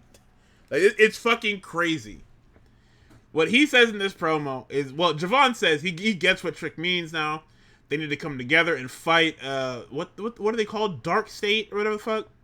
Deep State, Dark State. That's what I wrote first, and I said, oh fuck, it's Dark State, isn't it? Dark Stalkers, some shit like that. So Trick tells him that this is his NXT and his NXT title, and that he'll never be him. It's like, wait, what the? Hey, what? What are you talking about, man? Nobody wants to be you. It's some niggas fucking up the company. We need to do something about this. So he walks off. Ava certainly won't. Brother, Lexis King, playing the role of Karrion Kross, decides to walk on screen and start talking.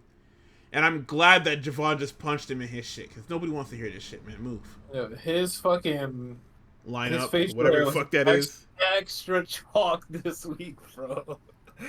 That nigga spent he spent an extra 10 minutes at the makeup station, bro, because what the fuck? What the hell, man? So, we get a family segment. More dissension in the family. Stacks is talking about, yo, Don, your back is fucked up, gang. Go ahead and stay back here. This is the worst decision the underboss has ever fucking made. It's not his fault, man. It's not his fault, but it's literally Stacks. It's not even will he, won't he. It's fucking damned if you do, damned if you don't, man. So he insists that the Don stay back there, and he said, man, Don's like, yeah, I'm proud of you, gang. You really thinking. You really trying to step up for the family. Appreciate that. Then we get a Steph segment. She comes out. She gets on the mic, and she says that, you know, I mean, she very sincere. She's like, English isn't her first language, but it doesn't matter because wrestling is her first language, and that is something that people can all understand. It's fantastic. It's super simple. Jordan comes out in this fucking Patrick Star fit, and listen. She starts cutting her promo. It don't matter because Miss Parker comes out and lays her the fuck out. Yep. She turns her inside fucking out with that ass, boy. Like, that shit is crazy. Why didn't you keep your mouth fucking closed, lady? Why? I didn't need to know you were a bad person. I could assume that you were a bad person because there's rarely any good people in wrestling. It's wrestling. Yeah. All you had to do was shut up, man. Like, I just don't. All you had to do was shut up. Start posting so many Bible verses, you know, you give me that's exactly what it is. Fuck the whole game up. So Jada steals Oh the my mic. She god. said the line starts behind her, and she wants Steph before Stand and Deliver. And then Hank and Tank are talking about some fucking whatever that is. I'd skip past that bullshit. Yep. And Hank then and Tank go out and fight fucking Josh Briggs and Inamura. and I mean, listen, and I guess they're heels. Like we talked about this before, but before the bell rings, Inamura runs at the two of them, and they start to fight. I listen. This match is a blur in my fucking head. All right, I stopped paying attention because let's be honest, the four of these niggas, I don't care. Inamura is good. I don't give a fuck about Josh Briggs. And Hank and Tank are so far down on the tag team totem pole. Putting them on TV should be fucking illegal. I'm so serious. Inamura hits that fucking splash for three. That damn supercharged splash, whatever the fuck he does. Niggas start bouncing on the fucking top turnbuckle and it looks nuts. So, Oh man. Eddie Thorpe starts walking into the locker room and everybody's like, ugh. Everybody just walks away. It's insane. Because this thing didn't even do anything. Like, when you actually think about it, what did Eddie Thorpe do besides be a fucking dork? Everybody in that locker room is a dork. Don't do that. Fam, Kale Dixon and the other nigga, Uriah Connors, are there to get Mr. Chase killed every week. That's their gimmick. Their gimmick is to get their teacher beat the fuck up. Like, you niggas are fucking stupid, man. Oh my god. Everybody walking away from, and then he decides to walk next to Ridge Holland. Man, that's why I didn't want to fucking talk to you. God. You go And stand they next to sit Ridge there and Holland talking about, fucking yeah, you know, we're the only real left. All right, brother, I'm hitting skip on that. Shouldn't me? fucking two dumb bitches telling each other Exactly. Like what the fuck? So we get the family versus the culling. It's every intergender six-man you've ever seen in the history of ever, except the women can wrestle. Rizzo and Izzy do their thing. You know, you get Tope to the outside. The women are working around, the women are working around the men, whereas the men are just working with each other for the most part. Then we hear noise on the fucking Titantron. Everybody turns around. The Don is being fucking accosted because they left him in the back by his goddamn self. Niggas killing my dog back there, man. Hey, and Yeah. the worst part about it all, nobody left. Them niggas was just watching the Dom get his ass beat to shit. Yeah. They was whooping him with a fucking pipe. Nigga, they hit him across the fucking chest with that damn pipe. I said, golly. Oh my, they were just watching this nigga get his ass beat. Niggas dead as fuck, man.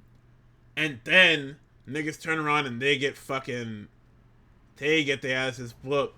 They get packed up, and it's just a fucking. Also, during this match, another fucking shatter machine. It's ridiculous that Yippee, yippee. everybody does this fucking move now, except for the niggas that own it, basically. And I get it, you're not in the company, so it doesn't matter. But it is crazy that, like, 3 times a week, I'm subjected to a shatter machine. So we get an Ava segment because Ava is she is speed racing Nick Aldis for worst GM of the Year award. She ends up allowing Steph to double book herself next week. But we don't know that yet. Next week she starts telling, because, you know, just to clarify that this isn't a unification match, she starts telling Steph that, hey, because you're double champ, you're gonna have to defend them both separately, not in, you know, a single match or whatever. Fallon comes up and she says, yo, I've been talking to you for like 3 weeks about getting my fucking rematch. I'm getting this shit. And you're right, Fallon. You should walk up to your GM and be like, hey, I'm owed a rematch clause. Where the fuck is it? So that's booked for next week. They want me to turn this program off because Carmen Petrovich is fighting JC Jane. Carmen comes in. They have a very nothing happening match. Ashanti, out of fucking nowhere, decides to push a chair into the fucking ring in front of the referee. And Carmen, being equally as fucking stupid, then picks up the chair in front of the referee and is having a will she, won't she moment. How the fuck does this even happen? Yeah, don't hesitate, nigga. You already picked the shit up. Right! Get busy. Get busy, motherfucker. You picked it up in front of the referee. Just don't even. Oh my fucking god. What are we teaching them? She opts not to. She gets hit by JC Jane with some shit, and then JC Jane pins her. It's just Hank and Tank are in the back again, and I wanted to skip it, but I was once again busy. Then here comes Wesley and these fucking Haitian niggas, and I'm just like, man, please, God, get them, because all they do is lose. I don't want to see these niggas, bro. Apparently, one of the West Coast niggas is hurt, because it's these Haitian niggas, they're the East Coast niggas. And fucking, what is his name? Lucian Price and Bronco Nima? Them two niggas? They're the West Coast niggas. But they wear all the same gear. So the Haitian niggas is wearing, like, jeans and, like, fucking, like, not, like, what the fuck is this shit called? They're wearing, not cargo pants. They're wearing, like, slacks or whatever. And then the other niggas are wearing some damn cargo pants or some other bullshit they got going on. You niggas are the same, two sides of the same fucking coin. Also, I'm so serious, get them off my TV. All them niggas do is be useless and lose. Oh my god. So, at this point in the show, Miss Parker comes out of Ava's office, and she says that she basically just says she's getting her NXT title next week. She's getting this damn title match next week. So Ava has effectively double booked the fucking champion. Good old for a regular fucking NXT. Not even for like a TV special, network special, whatever. No! This is a regular NXT TV match. We have 3 title matches for next week's NXT. We've got Javon Evans chasing the Heritage Cup. And we've got Steph defending against Fallon and Jada Parker. Like, it's crazy. Yeah, hold on. Because Carmen got the damn shot, right? That was the shot for the North American title. And Jada Parker basically just said, yeah, I mean, I want my shot. And Ava just gave it to her. Walked in front of Jordy, fucking killed her, and was just like, it's my turn. And then Ava was just like, hey, it makes sense to me. And while Miss Parker is speaking into the camera, you can see Ashanti and Carmen arguing in the back. They need to end this fucking, this storyline. This needs to end with something fucking heinous. I have a feeling it's gonna end with some fucking cuckoldry, because that's just WWE in a fucking nutshell. Oh, you ain't got nothing for that one? Oh, get Cloak and Dagger the fuck off my screen. Oh, that's fucking crazy. All right, wow. So we get Mr. Saints and Ridge Holland in his singles debut. I didn't pay attention because it's a Ridge Holland match. All I know is that it looked 60-40. And Mr. Saints comes out looking good.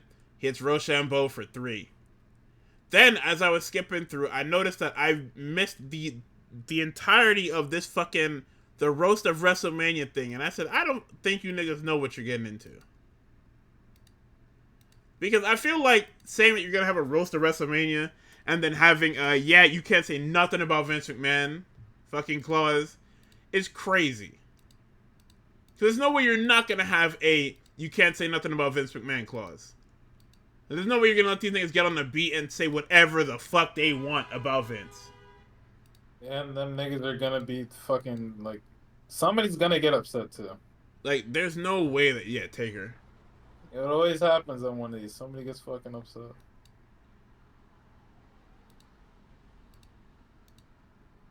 Like, that's fucking... Yeah, there's a lot of things that you niggas should probably just leave alone. And this is definitely one of them. So, Dark State Faction promo. They basically cut the Trick Williams promo. Where they're like, yeah, you know, we saw that NXT is fucked up. And we're going to reset it and break it down and build it in our image. Yeah, okay, thank you. Anyway. You niggas are going to get killed by Obafemi in like a week. Probably. So Mr. Saints is being interviewed again backstage. Izzy walks up and tells Shorty to leave. I didn't hear her name because I was skipping through the segment. Or I was skipping to the segment and I skipped the entire beginning part by accident. So I skipped to where it closes in on Ricky and he starts talking. So Izzy Dame and the Culling walks up and she tells the interviewer to leave, which is kind of fucked up. And Ricky's like, yo, hey, what the fuck is going on in this company? I guess my interview's just over, huh? What the fuck is this? And it's So definitely an AEW. We do not fuck with our reporters on this side, bro. one of them faceless niggas. I forget which one this nigga is called. Fucking forgot. I forgot what that guy's name is. I always forget him. Let me see if I can find. I'm not even gonna look. I don't care. One of them faceless niggas. It's not Brooks Jensen. Starts speaking, and Izzy cuts in, and she says that Mr. Saints does not measure up. Sean Spears starts laughing, and that's when he hits him with the "I know you're not laughing." Because, and this is a deep cut, because if you look back to AEW, Sean Spears don't got nothing to laugh about. Like, if we look back at Sean Spears' whole AEW run, why would not be laughing? Because your AEW run was atrocious, nigga. You debuted, and you cut Cody open hard way with a chair in a planned segment. Then everybody called you guys dumb as fuck for doing that segment, even if it was safe. To which, okay, then you're called the chairman, you're never on TV, you're eventually shelved onto fucking Rampage, you don't even make it on the Collision, you're like in Ring of Honor, and then you're just at home. Like, you fade away after an initial shocking segment. Like, they gave up on you so fucking quick because that chair shit didn't go over well. Niggas wasn't fuck with him, man. So he had a great theme though. I like his AW theme. But yeah, I you really should not be laughing, nigga. Cause you're on fucking thin ice. So he says Spears shouldn't be laughing. And then he says that he always measures up in the right places. Huge pop by the fucking crowd.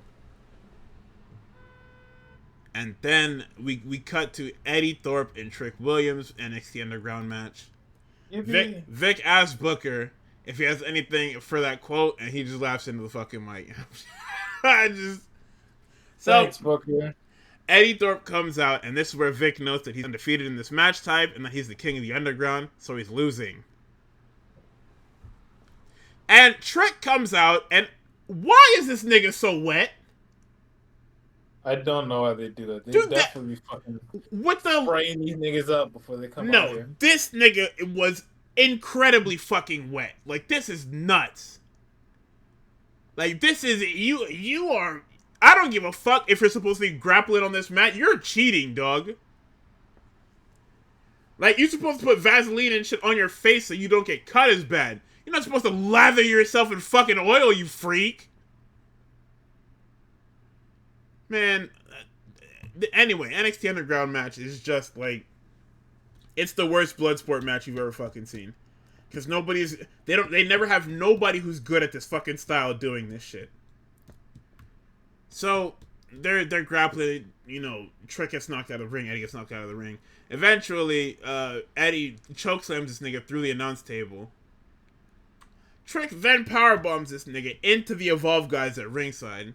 Which is, that's pretty cool that you're using the Evolve guys in an attempt to make them kind of relevant on NXT TV. But Trick then goes for the trick shot. Once, it's dodged, and then somehow he's just got enough meter to hit it again. And he's... I would have called it as soon as he got hit with this trick shot. Because this nigga fucking dead sells this shit. He goes stiff as a fucking board after he gets hit with this damn knee. And then, because it's supposed to be fake MMA, Trick immediately shoots in and starts hammer fisting this nigga, and the ref is like, yeah, okay, he's dead, cool. So then Trick gets on the mic, calls out the ruler, and he says, hey, you better have my shit with you too. The thing that's not yours because you lost. I don't care who the fuck you pinned, you lost. Fucking asshole, bro. Then they're going face to face. Then Dark State comes out because they are useless as fuck. And then out of nowhere, the young OG comes out and he is swinging on who the fuck ever. I can't even call him a little nigga because this nigga's like fucking 11 feet tall. Like, he's a little nigga in age only. This nigga is fucking stupid tall. So they start brawling and Jamal gets in between them. The Evolve guys are trying to break it up. They're brawling, No. You said what? I said, fuck no, them niggas not breaking shit up, man. Them niggas Them were niggas might be trying. worse than the damn Yeah, they actually referee. just crowded the ring. They didn't actually do anything. The niggas were a set piece for the fucking brawl to just show how insane it is, wacky and You zany. wanted to make that shit look Boy, cool, man. all you needed was one of them niggas in there, but I know you wanted to hide it. One nigga gets knocked down and he's on his hands and knees. Javon then jumps off of this nigga and lays he lays Oba out. Go. It's crazy that Oba gets fucking laid out again, right? Like that's just is that We like need our Trick thing? Williams. We need Trick Williams to stand tall. And then these two niggas go face to face, and that's when you realize that these niggas are the same size, and you're like, oh, oh my god, hey, maybe we shouldn't have did this. He hit that fucking cutter on Oba clean, and Trick just watched it happen. Yeah, Trick know not to get in the way. Right? He would have got his ass beat to shit. Oh, I'm fucking telling you, I'm fuck. sending the young OG to the main roster. I wouldn't have even attempted this fucking NXT shit, boy. You niggas can be mad about it later. Did Javon like get any belts, anything like that, or no? What, before he Or, came in? I guess during his NXT run. No, he hasn't yet. The first championship. He got a match against Trick. I'm pretty sure, right? When somebody was NXT champion, he did get an NXT championship shot. I'm pretty sure. Let me just double check. Because I know outside of that, he's been DPW world champion. So he was DPW world champion before he got plucked. Let's see. The 4-way. Oh, was that the one that Page won?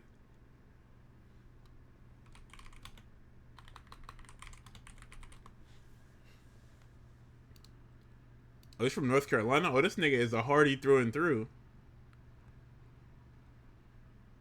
Jesus Christ.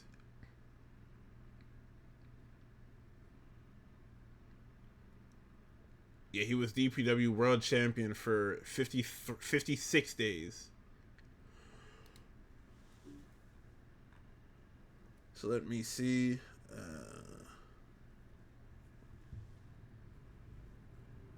So he's had title matches before he gets to NXT. Then he lost to Luca. Jesus Christ, they were whooping this nigga's ass. Hey! What the fuck? Hey! So okay, on the actual NXT show, he was in the. He defeated everybody in the number one contenders match. He got the shot at Ethan Page on NXT TV, and I remember this because everybody was ranting and raving about it, and Alvarez was like, "I would have just had him win. I would have just had him win because he is fucking tremendous." Was anyone going to tell me that's the promotion of those podcast guys? No. Because it don't matter. Them niggas was some YouTubers. They're all like YouTubers, and then they just decided to make a podcast. And then the podcast kind of spun off into the company, even though they were making the company anyway. And now it's like, it's an amazing indie too. Like, watching the genesis of DPW was probably one of the coolest things I've ever seen.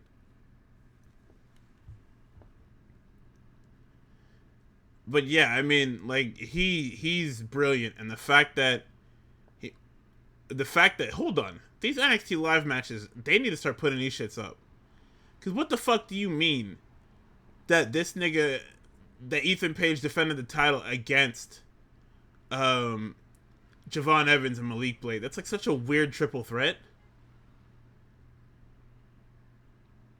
He had a Heritage Cup match against Charlie Dempsey. Oh wow. Let's see. And then that was it for title matches. So this will be his first title match in about a year or so.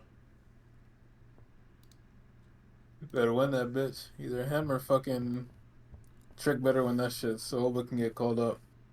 I mean, we're saving that for Stand and Deliver. Niggas is trying to say that they're not gonna wait for Stand and Deliver. We knew what it was when them niggas faced off the first time. Oh right, we ended NXT. All right, so Dynamite. Once again, So okay, this show actually had a reason to be lame duck because the weather was fucking insane over there. Yeah, Like them like niggas snow almost got snowed out. like snowstorms. Be damned, they put on a pretty good show. Opener was the International Championship qualifier. Mike Bailey, Orange Cassidy, Ricochet, and Mark Davis. So, uh, this is a mess. It's a four-way. You can't really keep up with it. If you wrote down everything that happened in this fucking match, it'd be a page long. So, Mike Bailey hits the step kicks to Ricochet.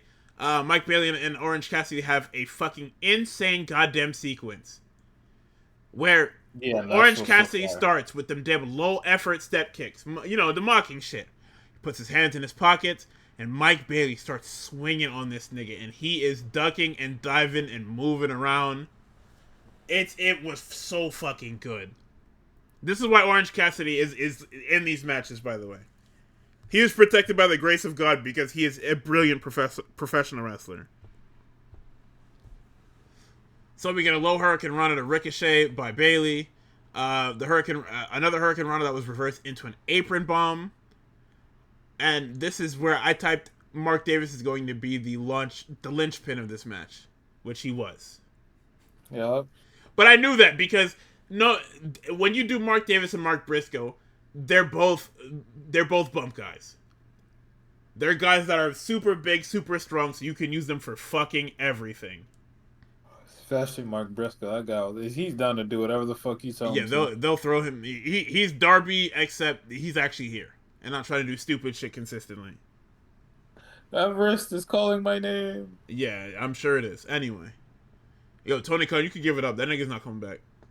I'm not saying he's gonna die up there. I'm just saying he's not coming back. We can move past it. Like, we have progressed past the need for Darby Allin. We did like 4 years ago, but you keep trying. It's gonna hit one of these times. Hey, I hope so. So Ricochet's whole role in this match is that he is powdering the entire match. He is refusing to work in this fucking match. He's on the outside. He's in the corner. He goes out and steals Excalibur's mic. He went to go steal Shivani's, but Shivani said, "Yo, take Excalibur's, not mine, please." Look at my coworker, dog. What the fuck? So the stun dog, So Orange Cassidy goes for the stun dog. Dunkzilla holds on, and then Mike Bailey hits this fucking ultimate weapon onto his back, knees directly to his fucking back. Then we get the standing shooters onto Mark Davis. Bailey hits one, Ricochet hits one, and then Orange Cassidy feigns like he's going to hit one, but then tries to steal the fall. There's a Falcon Arrow onto Orange Cassidy and a shooting star press, but it was broken up by Mark Davis. Ricochet dives into Davis.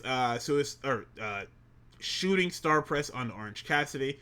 Mark Davis is a fucking beast in this match. He's doing everything. He's running people over. He's getting hit with shit. He's getting right back up. You can't stop him. Fucking freight train is hitting everybody. He hits the fucking most disgusting pile driver on the fucking Mike Bailey. Yeah. Then we get the dumbest fucking finish I've ever goddamn seen. So, Oh my god. Mike Bailey is setting up for this fucking crucifix. He gets backed into the corner, to which he backslides Mark Davis. And as he's backsliding Mark Davis, Ricochet late as fuck. The referee's basically going to count. Ricochet then decides, as the ref is counting, that he is going to insert himself into this pin. He decides he's going to try and high stack Mark Davis while he's already being pinned. Even though the pin initiator is Mike Bailey. Bryce Finn counts 3 and calls it a double fall. Your bald ass needs to be fucking fired. Yeah, that was. Are you crazy? I mean, I guess I like the destination. However, I don't like the destination because it's a messy destination. Yeah, you don't want Mike Bailey to lose, but it's a fucking fatal 4-way for a reason. Mike Bailey can lose without being pinned. And it's not actually losing. So now, for whatever reason, we've got a triple threat at fucking Dynasty. It's Mike Bailey, Ricochet, and and Kenny Omega. So Ricochet is getting pinned like shit. That's I exactly hope what's gonna not. happen. What? I'll kill myself if he does. you But I mean, you like, you can't pin Kenny and fucking people just got here. So like, Ricochet is getting pinned like shit, boy. yeah, Cause he has I'm gonna to. cry about it in person Cause too. Swerve's not winning this damn title. Oh, chill out. Don't let Hangman sell you a fucking bill of goods. Tony Khan is not gonna hear y'all out if y'all say y'all want Swerve to win that fucking title. Don't listen to that nigga. That nigga is lying. You don't think Swerve Strickland is the savior of AEW right now? Fuck no. Oh, Like that I'm shit. sure somebody will do it eventually. I don't fucking. Somebody No, has to stop Oscar. it has to be Osprey. It should have always been Osprey. This Darby Allin shit was never worth it. They're high on fucking Darby, man. What can you say? Darby isn't even high on himself. We got a Hurt I Syndicate hype video. These guys are baby faces. Don't let them niggas lie to you. pretty much. Then we Just a get Billy monkey with Starks a head and of Mercedes people. Moné. We get a small Billy Starks promo video. You should have aired this fucking weeks ago before she came on TV. Yeah. Hey, we're getting it at all, which is pretty good. Billy then tries to adhere to the code of honor. Mercedes is like, get that bullshit out of my face. Mercedes is being very dismissive, so it's gonna be a surprising match. Okay, so we get this fucking tope to the outside by Billy Starks. Then we get the swanton to the outside by Starks as well. What are we doing? Can we be careful? Like a little bit? Niggas love swantons. She then hits this swanton in the ring, and the way she landed on Mercedes, it looked like she crushed every fucking bone in her body. Yeah, no, there are plenty of fucking spots and bumps that fucking Billy hit on Mercedes. So I'm like, all right, so Mercedes Moné just died, I, and then she'll get up and keep hooping, and I'm like, what the fuck? she hits a backstabber for two, or Mercedes hits a backstabber for two, and this is where Excalibur notes that at 20 years old, Billy Starks has about 500 matches. Just crazy. Hook is 20 fucking, what, 5? And has Oh, 84? them niggas letting her hoop over a Ring of Honor, man. What the fuck? Nigga, before she was in Ring of Honor, she worked like every indie ever. I've been hearing about Billy Starks since like COVID, nigga. Oh, I ain't got no more excuses, niggas. Just fry about it, I guess. Like, brother, what? So you get the damn patella drop neck breaker. They're exchanging falls. She hits a John Woo into the corner. Then an Alabama slam into the fucking corner. It looked like she rung her fucking bell. With that shit. That was crazy. Electric chair drop driver with the visual pin is so good. Because the way she hits the electric chair drop driver, Mercedes' foot is in the ropes and they catch it. And it's like, man, fuck. Then in our I couldn't care less about how my body feels in the next day moment of the night, Billy then hits the craziest fucking swanton onto the apron. And because she is only 120 pounds solid, she thuds onto this fucking apron. And I was aghast. You're dead. Yeah. You're dead. I can see you moving, you're dead. I don't care. Then the wily veteran champion then crucifixes her into the bank statement, and it's a tap out. So they were okay with her beating Billy, and that's cool. Very good match. I mean, Billy Starks has been amazing for a long time, and we finally might be getting what we've been waiting for 3 years. I mean, she's only been there a year, but it's the combination of what's going to happen later. We get an Outrunners video package. They're talking about how with the Omaha, whatever the fuck them niggas called, Fucking Mavericks. yeah, whatever are they basketball? Yes, March Madness time, so Okay, everything's yeah. basketball. So we're helping them out. We get a recap of last week's MJF MVP promo, and Max basically says he's got a better chance of winning the title than anyone else. The rest of you niggas are losers. In order to deal with Moxley, I may need a faction of my own, but next week I'll give you guys my answer, and his time is coming soon. Then we get Cope and Mr. Moxley on Mr. Moxley's wild ride for the AEW World Championship. The Death Riders music hits first, and Moxley is, for whatever reason, walking into the building now. He had to drive over, man. Relax. Chill on, go. What the fuck ever. He's deciding to walk into the building fucking now. Cope finds him in the parking lot and starts slamming him up against shit, and this is like my fucking nightmare match. We all know how I feel about crowd brawling. I hate it. Because it is 5 minutes of you niggas just fucking around out there, and nobody wants to see this shit. Nobody wants to watch you niggas walk over this shit, bro. Please stop it. You niggas walking to your spots and shit. Fuck off. Fuck off. Walking to your spots and shit, man. Fuck off. Niggas probably tired as hell by the time they get to the fucking ring, too. Yeah, them niggas was sweaty as fuck by the time they actually started working in the ring. So, I mean, I basically... listen. Nothing happened in this fucking... It was a garbage match. They set up a table. They used a table. Moxie hits the damn paradigm shift onto the table. Table doesn't break. Then, of course, Cope pulls out this fucking nail bed. And then they decide they're gonna get fucking stupid with this thing. Oh. So Cope hits this nigga directly in the fucking stomach with the nail bed. Nail side up. Okay, cool. That's probably gonna be like the worst of it all. Of course not. Why would it be? It's a Jon Moxley match. I forgot. Jon Moxley he basically started as a deathmatch wrestler. This is back when he had hair. And his hair was like pink or some shit. He was a freak of nature. I mean, he's a freak of nature now, but yeah.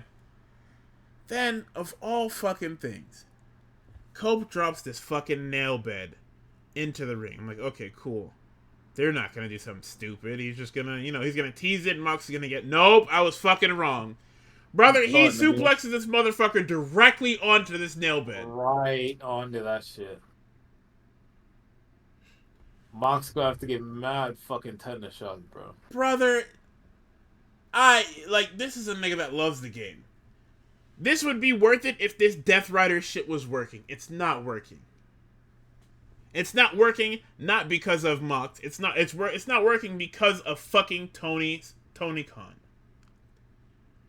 Then after that, Yuda's trying to pull his fucking thing out of his back. The ref's trying to pull his fucking thing out of his back. Oh yeah, Yuta blows his head off with the Dembusaiku knee. And then we just start doing shit. Christian Goon runs out and tries to kill Cope. Cope hits Kip Sabian with a spear, but Nick Wayne hits Wayne's World. And then Moxley puts him in the damn Bulldog. Oh, I guess FTR runs out because the Death Riders are back. Marina's back, and then Willow gets her. I said this out of order, but yeah, you know what it is. It was a fuck finish because Adam Copeland, at the age of fucking 60 years old, it does not want to lose for whatever fucking reason. It's that fucking anger, bro. Dude, what are you doing? And why is Tony Khan allowing you to do this? He's a pussy. Why? Yeah, actually, that's what that is. Nigga is hiring all his fucking childhood heroes. Talking about some, hey man, can you lose? No. Yeah, I hear you. It doesn't work for me neither. You better not be on my fucking television next week talking about something I never got pinned or I will harm myself. You probably gonna have to harm yourself, yo. I hate to say it to you, but it's gonna be a long, long trip to All In. Listen, man. A lot of niggas would like to lie this week. AEW niggas wanted to do a good bit of lying too. because this fucking back. Um, Honestly, I think the pacing of this match it's fine. I wrote down two in my notes. I was just like, oh, so he won't make John and Mox main events, just your random fucking dynamite. However, he'll make them fucking main event the goddamn Revolution. Shit so backwards, man. You had to pick one. It's a forsake. You should have just picked fucking Collision. Or not Collision, fucking you should have sent this fucking dynamite to hell. But whatever. Nigga, no, I would have changed. I wouldn't have had to do this. First of all, I would have just fucking did this match at the fucking pay per view because who cares? Yeah, why the fuck did you save your fucking Avengers Assemble moment for fucking Dynamite, where all fucking Mox's angels come back to life? Because Cope took too fucking long to kill them, and the respawn timer popped. Yeah, that's actually what happened. Bro, I saw fucking Claudio Castagnoli come out, and I'm just like, all right, Marina Shafir is somewhere. Demon's home. We lost. The Demon is home. Jay White is nowhere to be found. We fucking Willow Nightingale comes back to fucking help. Neutralize this fucking Beelzebub that's in my ring. Not enough. There are a couple solid niggas left, but it's not enough. It's actually not enough. And FTR is no, not FTR. Sorry, Dax is looking at this old fuck crazy. Fucking FTR comes in. Dax, I don't know what his problem is. I don't know why he's so upset. I don't know why he's so mad. Dax came down and said, "Brother, oh, I missed the spot. Yo, Cash Wheeler took the craziest fucking suicide dive and blew his face open. Nah, I would be mad too. You know what? Yeah, Dax got a reason. My tag team partner literally killed himself and you still lost? You gotta get the fuck out of here." Nah, yeah, he got all the reason in the world to be mad. Oh, man. Because Cash Wheeler literally just compressed his fucking face into that goddamn table. Hey, we gotta take out the Death Riders, man. That was for a good cause. So I don't even know who does it. Because does that mean... Because, okay, in theory, if we actually do wait till All In for Ospreay to get his shot and then win it at like, you know, the big WrestleMania event, who's going to be his Avengers? Because he don't got nobody. Ospreay. He don't got a crew no more. Are we gonna call in the fucking remnants of United Empire? Fucking calling Mox to help me. Or not Mox, fucking calling Cope to help me. Ew. Cope, bring your crew. That nigga's gonna be locked up with Christian or something stupid, or he's gonna be evil by the time. Come on. Better not. Them niggas motherfucked him. You gotta remember, this All In shit is in 3 months. Nick Wayne and them sent him to hell. Who, Cope? Yeah. I mean, at this point, they might just all be... Nick Wayne is gonna be dead on the side of the road after Christian done with him, boy. Yeah, probably. That shit is so fucking funny. Yo. So, Bandito's with Renee. He says that Jericho crossed the line because Revolution was the first show his mother and sister attended that they wrestled on. So now it's personal. And then because I somehow invoked this by saying good things about John Morrison on fucking Tuesday, this nigga apparates on my fucking TV screen and says, "Hey man, you want to have a match?" And Bandito's like, "Yeah, sure man, why not?" And then we get our government mandated AR Fox match because somehow AR Fox just manages to just get matches on. I'm not complaining. But the fact that Ospreay said he wanted some shit, AR Fox was down. But the fact that everybody is beating AR Fox in the last 5 weeks is crazy.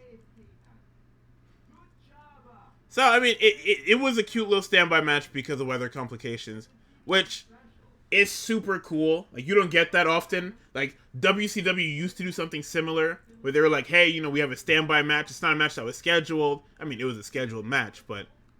This is what you should have, just in case of anything.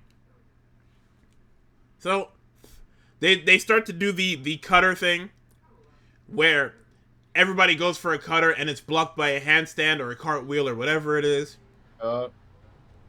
Ospreay seems to look like he's in pretty good shape. I mean, the rest of this match is a blur. Ospreay's hitting his shit. AR Fox is getting some stuff in. Like, they love to give AR Fox some stuff. Super cool. Out of nowhere, this guy fucking murders him with the hidden blade and pins him. Because that's Ospreay's out of nowhere moment. It's Sorry, literally the scariest shit ever. AC Shadows comes out tomorrow. I gotta get out of here. I gotta get out of here, bro. You know this nigga is over the fucking moon playing this shit right now.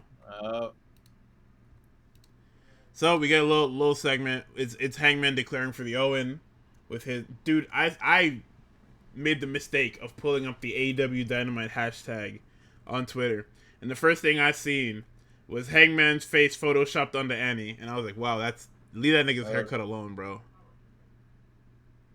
His hair looks okay. Could be worse. So Mercedes walks in for a promo segment, and basically she's calling Athena. She said whoever she's saying Candyman. That's what this is. This is the equivalent of saying Candyman. She's saying whoever trained Billy Starks is a fucking loser because Billy Starks is a fucking loser. And I have a feeling that if there wasn't weather complications, we would have got a crazy ass fucking stare down. Or maybe I'm wrong. I don't know. Maybe I'm wrong because I like I said, I don't know. I don't know what they had planned. I haven't listened to any dirt sheets. I haven't read anything yet. So I don't know if there was plans for that or not. I can assume so. But then again, she has been just talking about people in general. Like everybody's been talking about each other without actually saying anything. So, like, yeah, this is the Candyman promo. So Athena will be on Dynamite imminently to lose because why not? And then our main event, and then feeding her to fucking Mercedes, bro. Yeah, you feed everybody. I mean, she's 16-0, so you know, why not?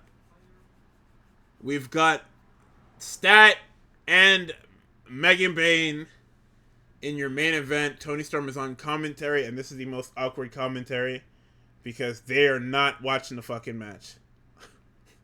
They are fucking Taz. Toni Storm checking out the fucking girlies in the ring, and everybody else is just like, oh. Taz and fucking Shivani are trying to make each other laugh this entire fucking match. Like, I don't know what the fuck was wrong with them old ass niggas that night, but they were trying their hardest to make each other fucking laugh. And by proxy, they're making Excalibur laugh, so he can't fucking call the match. So we get some Toni Storm sound bites. She says that Chris Statlander is one of the only women to have gained her respect. And then a little bit further in the match, she says if Meg is the Megasis, she is the Stormoto Dragon. She's got the same tongue and the same dry scalp. And I said, golly, what are we saying? Yeah. What are we saying on my fucking Christian TV? Oh, I forgot where in the it might have been during this match, but Taz calls the shit TBS Superstation, and I'm gonna date myself a little bit. That shit was called TBS Superstation in like 2000, dog. This old ass nigga, you've been on this network fucking 7 years. Listen, man. Ain't nobody was supposed to pick up on that, all right? You weren't supposed to say anything. No, he's nuts. I don't know why the fuck he went and said that shit. So I wrote it here. I said the ladies are working very hard and they're doing well, but commentary is too enamored in the fucking Toni Storm gimmick to care about what's going on in the ring. They don't give a fuck. Penelope Ford shows up to do. Don't piss me off, dog. To get thrown out, actually. Brother, why are we grabbing Statlander's leg in front of the referee? What did you think was gonna fucking happen? Stupid. Well done. And I'm pretty sure that it's intended that way. So they're making her look stupid on purpose. I don't know what the fuck we're doing, man. Why are we doing this? Don't worry, she'll end up in Philly somehow. Yo, okay. I mean, they should just have her be Meg's manager. Because, I mean, if you don't want her to talk, she doesn't need to, you know? Yeah, no, I didn't realize until fucking Tony starts talking shit that Meg actually says fucking nothing. Yeah, I don't know. We got a running Liger bomb. It looks fucking insane. Like, these are two of the strongest women on this Uh, fucking roster. Speaking of strong women, where the fuck is Nyla Rose? She would absolutely live to be in a women's division like this with all these fucking hosses. Hey, where's Jamie Hayter? Hello, hello, hello, hello. all right, You she niggas are get running her visa. Get fucking. her visa. You niggas are no. Fix it. She's also playing Assassin's Creed. Chill, chill, chill, chill. Tony Khan got all this fucking money, can't fix this shit. Use your money to fast track her fucking visa. Don't piss me off. Oh man. Like, this is a division full of strong women, and you're trying to sell me Queen Aminata and fucking Julia Hart. Yeah, Stop it. that one. No, I don't think we needed a 3-game series out of that one. Honestly. Nigga, it's week to week. How? Take a break.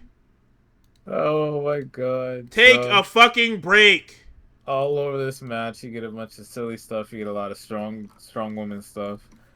Tony at some point says, "All right, I'm starting to get nervous," and then I think it's Nigel, just not Nigel, fucking Tony Schiavone is like, "Why?" And she's just like, "That's a big bitch, bro. They're both big bitches." And then she's like, "You know what? Yeah, I guess they are big bitches." Like, come on, bro. You know, So fucking, we get to the important part of this match where they hit or Meg throws Statlander into Tony Storm, and it's the craziest fucking bump I've ever seen. Because Tony flies back into this fucking chair, then falls forward, and the fucking chair falls on her, and she is just laid out. To which Stat gets hit with a Fate's Descent on the floor, and then one in the ring for the 3. Then Tony, after being accosted, tapes up the fist, and we got a hot brawl. And then we got a Tony Storm promo because you are Tony Storm's biggest fan. I know you wrote it down. Go ahead.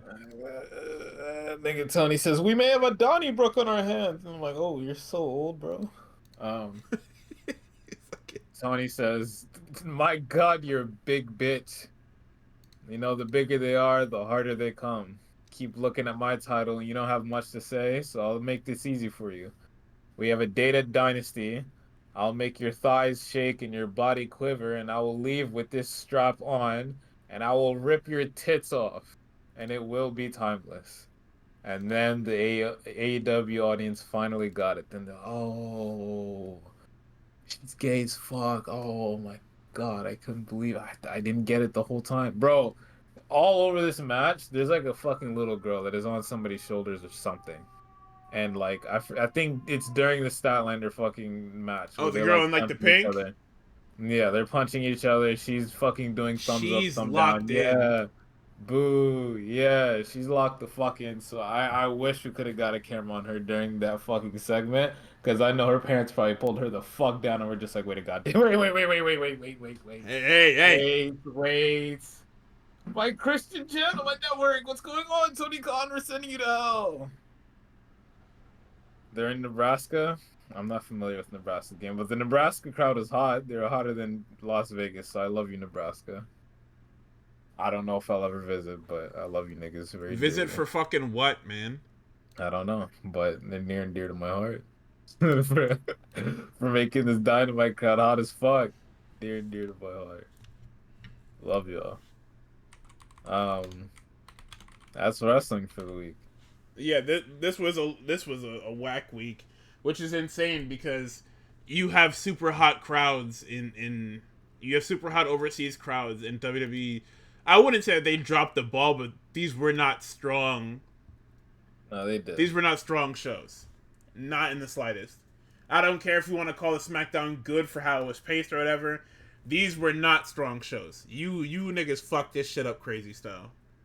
I want them to stop pretending like they don't have hoopers on the SmackDown roster. And it's That's like you have impossible. hoopers in the tag division, but like you have hoopers in the singles division too. Stop, like capitalize on your fucking like hot crowds by putting. I'm gonna show all the niggas I like. Andrade out there, Fatu is out there, but he's in like the worst matches ever. Carmelo's out like Carmelo Hayes and Randy Orton. Are you got one? Gunther versus Axiom. Neither you niggas are supposed to be here, but hey, fuck it, You right? also got another one. I will Um, give Shinsuke and what the fuck is this guy's name? Damien. Damian Priest. Yes, there we go. I will give them a thumbs up because that was going to be a watchable TV match, and then Drew McIntyre decided that he hates that guy so fucking much. Yeah. So like, you have plenty of people to like actually have good matches, like good SmackDowns with. And it's like it doesn't hurt you by having them on because guess what? They're not gonna be a fucking mania. So like the builds are over. I'm not gonna lie. You started as soon as you start the European tour, the builds are over. Builds are done with. If people aren't hyped going into it at the end of March, it doesn't matter. Yeah, Doesn't matter. pretty much. Fucking put all the fucking real niggas on the screen and get everybody let everybody fucking cut their stupid promos and go home. Go enjoy the fucking local area. Who cares? Who gives a shit? Right? Um we'll see tomorrow. I mean tomorrow's already motherfucked because you have Jacob fighting Braun Strowman again. Like we haven't been running this program Yeah, since you niggas fucking ain't got November. no. You niggas ain't got no self preservation. That's literally what that is. You niggas are acting like we're here to fuck around, and And guess like what? We are always, not. Nick all just makes his cards last minute, so I couldn't even tell you if the rest of that show is gonna be good. So I don't even remember what it is. It's like I we can don't I have can we try don't have anything. kind of I check. No, don't no, think. we got some stuff. They announced some stuff at the end of the show. Yeah, Liv All right, let's do it. and Jade. Let me All right, so you see. got a Hooper on the card. SmackDown preview is the Punk segment. Oh, that's all they've got. Wow. Oh wait, no, hold on. I have to keep scrolling a little bit. It's Strowman and Fatu. Oh, Zelina Vega and Piper. Come on.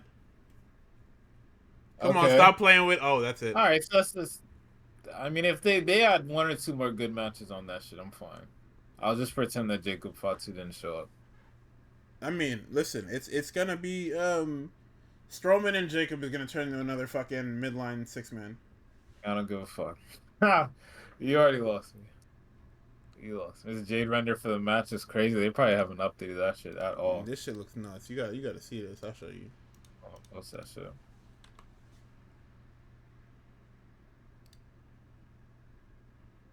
This Oh, is. buddy. Don't piss me off, man. Come on. Oh, brother. My fault. Anyway, that is Um, wrestling for this week. What you got? You got anything left? Oh, let's see. you know what we should do?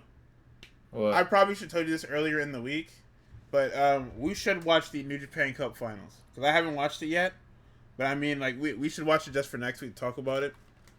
Because why not? Yeah, I can do that. I mean, the spoilers are out there, but I mean, we should definitely just watch it.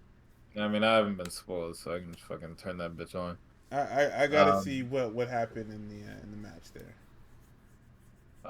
My other update, the fucking why you should get in a wrestling video has been like available for about a week now, so I think I'm out of hell.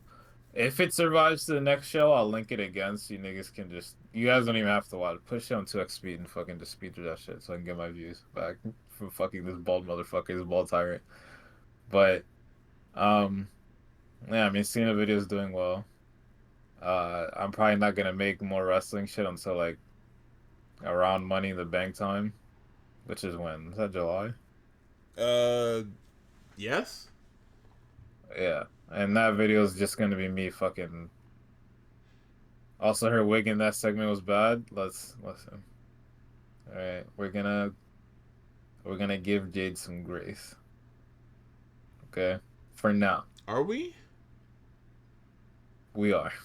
Are we? Yes, you and me. I'm not.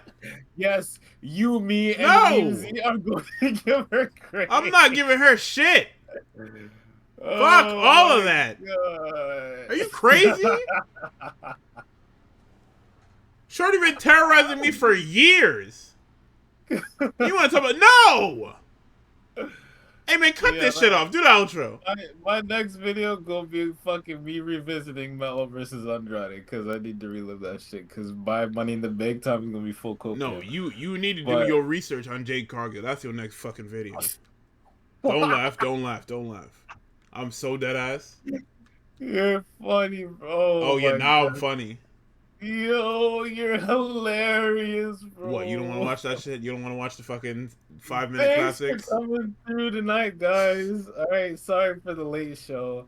I got motherfucked by the Southeastern Pennsylvania Transportation Association. As always, them niggas hate me, and I had to watch some fucking films because it's Women's Month, right? And I'm doing better than Tony Khan and Triple H, We always so are. Don't I do had to that. support. I had to support the women. My homegirl was in it. Shout out homegirl. I almost doxed shit out of her. Yeah, what are you Um, doing? you know what I'm saying? We'll be back next week, hopefully around the same I might be motherfucked again next week because they're doing something else with um somebody that's like somewhat important. I don't know if I'm gonna get in though. I might be able to pull some strings because them niggas fucking owe me. But um you guys might see us tomorrow for Neighborhood Watch. I need to ping niggas and remind them. Listen, I'm gonna tell you right now. I don't know if you noticed, Tyquus has been fucking promoting this shit every chance he can. As he? Oh, that nigga's excited. Okay, Tyke West. He's excited to not be there. He's excited to not be there. What do you mean? We'll see. Oh, okay. Oh, Anyway, see we you will see guys. y'all See you next tomorrow. week. Oh yeah, my Oh fault. fuck. Jesus.